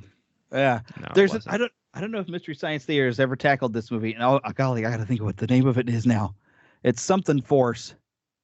But basically, and Philip has a copy of this movie. It's one of those so bad that if you like bad movies, it's going to be good. Is it Magnum Force? I think so. Where it's almost like you watch it, it's like this had to been the inspiration for G.I. Joe, because they have these ridiculous vehicles and tight pants. I want to see Mystery Science 3000. If they made fun of that movie, I want to watch that. So they didn't, but some of those guys did it. With Rift Tracks. Rift Tracks. Did do Magnum Force. Oh man, I got to watch that, because making fun of that movie would make it worth watching. Because that one was so bad that I laughed at some stuff because how bad it was. But I could never watch that again, because I'm like, that's 2 hours of my life I'll never get back. Yeah. But I could probably watch some guys make fun of it the whole time. Oh my goodness. And that's a movie you watch and you're like, they thought that this was going to be like this big blockbuster, like they really had something. And I said, if nothing else, is like somewhere Hasbro must have seen this movie and thought we could do this with G.I. Joe. Well, again, I think that was after G.I. Joe, though. Right. I'm pretty sure that G.I. Joe, I mean, the new wave, the G.I. Joe versus Cobra thing. But yeah, I don't know. When I watched it, I said, this is what a G.I. Joe movie could have been. Definitely could have been. Yeah. Oh, goodness. I'm actually out of things. We made it for the previous. Yes, we made it. But now, of course, the only thing to throw on top of this is some stuff we might be looking forward to here in 2023.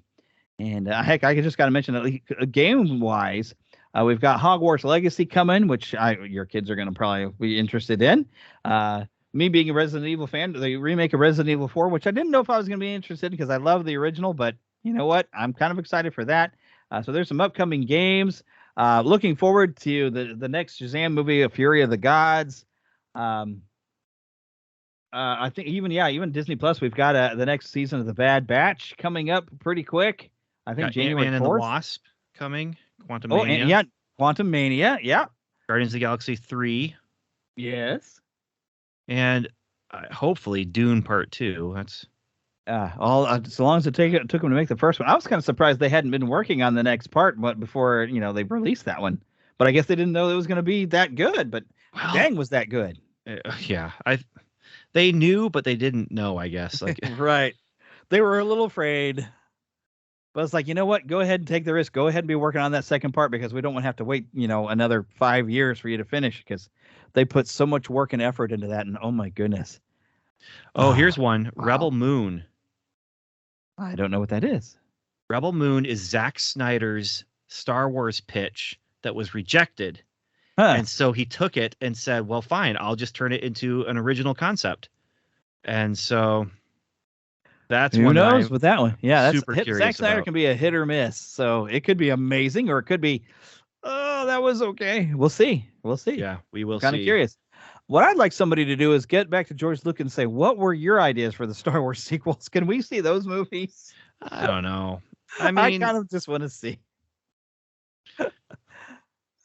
at least some books or a comic book series. Yeah, comic book series would do a comic book series. Yeah, because I'm just curious, like, what was George originally going to do that somebody at Disney thought, let's just throw that away and do this? Because I feel like George would have had a better story than what they did. Yeah, but he also produced Howard the Duck. So Howard the Duck has some qualities. It's fun, but it's a weird movie. It's got some things I laughed at, but I was a kid laughing at some of that stuff. And I don't know if I watched it now, I'm sure I'd be like, ew. No, there's moments now that you're watching like, oh, now I understand. And this was a kids movie. Yeah, I don't think it was meant to be a kids movie ever. So, yeah, I'd almost be afraid to watch it, but I was like, I remember as a kid thinking this is silly, it's a duck and a weird monster and stuff, and but yeah, I probably should never watch that movie. All right, anything else you can think of that we're looking forward to? Not off the top of my head, and not right. a quick look at the up and coming movies on Google. So. All right. Well, we just hope we get a lot of great entertainment and that somebody at Disney wises up and starts making better stuff. I mean, at least they're doing some good stuff still on Disney Plus. Disney Plus is their best hope, and they're still doing some good Star Wars. Sometimes their Marvel stuff is a little shaky to me, but they're doing some good Star Wars, at least on Disney Plus. Having a great time with that. So, yeah, please keep doing that. More Andor, please. Definitely. And please keep it going the way you did. All right, but as we wrap up every show, I got to remember to remind y'all to go to neverlandpodcast.com. And while we're doing that, hey, what was those websites again? Yeah, so strangersandaliens.com. That is where you can find our podcast about science fiction, fantasy, creativity, and faith, spirituality, and Christianity. Those and just how they meet together. We're also doing some YouTube videos as well, short things about books to read and things like that. So that's youtube.com/strangersandaliens. comicbooktimemachine.com. Subscribed on here too, because I remember you mentioned some YouTube in the episode of when I was thinking, let's see what this show's about. Let's see, which one did I get subscribed to? Let me go look at it. You keep talking while I look this up. Yeah. Comic Book Time Machine is taking that's kind of my most sporadic thing. It's just when I have time to read comics, sometimes I record about them. So I do going through some series and things like that, like John Carter of Mars, Star Wars, Marvel Comics, different things like that. Micronauts is coming up. And then Welcome to Level 7 is my Marvel podcast where we go through, it's an index show where we're just watching everything. There's some Netflix stuff we haven't watched yet, and there's we haven't finished She-Hulk, but yeah. So welcome to level7.com. Yeah, and Strangers and Aliens, that's the one I've got subscribed to that you mentioned that you have a YouTube channel, and I was sitting there like, do I want to just listen to this or should I go find this YouTube video? Because there was one you were talking about. I was like, there's video to this. And I was like, yeah. Every once in a while I pull double duty on it because, it's just easier sometimes I can record two things in 1 week or record one thing for two things, right. So. Double duty. Yep. All righty. And as I remind you all, of course, to go to neverlandpodcast.com. You might have to resubscribe if you're watching this on YouTube and you've lost your audio feed and you don't know why. It's because I moved to Red Circle, and this as of January, I'm no longer have anything to do with Libsyn. Everything is fully moved over to Red Circle. You should have been rerouted over there. So hopefully everything's fine and you got this episode. But if not, I've been warning you for the past month that we're on Red Circle. But we want to remember to thank Karen Kennedy and Ricky Pope of Christian Nerds Unite, who was unfortunately not able to join us today, and Darren Wilhite of the Wilhite and Wall Show for their help in creating our intro. Don't forget, you can email us, podcast@neverlandpodcast.com. Find us on Twitter, NeverlandPcast. Facebook.com, we have both a page for you to like and also a group if you would like to discuss things. Remember, you can also join the Neverlanders, get your official nickname, and come to NeverlandPodcast.com. Remember, all Lost Boys do have a nickname. That's part of the thing. We also don't have any Lost Girls because girls are too clever and they don't get lost. So we do have Pixie, so you can choose your nickname for a Pixie there as well. Also, while you're there, don't forget to click right there, middle of the screen, if you happen to have a podcast. My podcast reviews. You can get your reviews from around the world, all collected and sent to you via email. And you even get a nice little app right there for viewing right there on the web page. You can also find a click here. Real easy to write a review. Please go and write a review of how much fun you're having listening to the show. Hopefully you're having fun listening to the show. If you're not having fun, tell me what I should fix. And that also makes a pretty nice review. Either way, some helpful feedback is always good. But also, don't forget, we have patreon.com. Well, we have a patreon.com. That makes sense. We have a Patreon at patreon.com/Neverland Podcast. And now, as we say at the end of every show, and I'm going to confuse the dickens out of Brett here, because I'm going to say, get lost in an adventure. And we'll see you next time.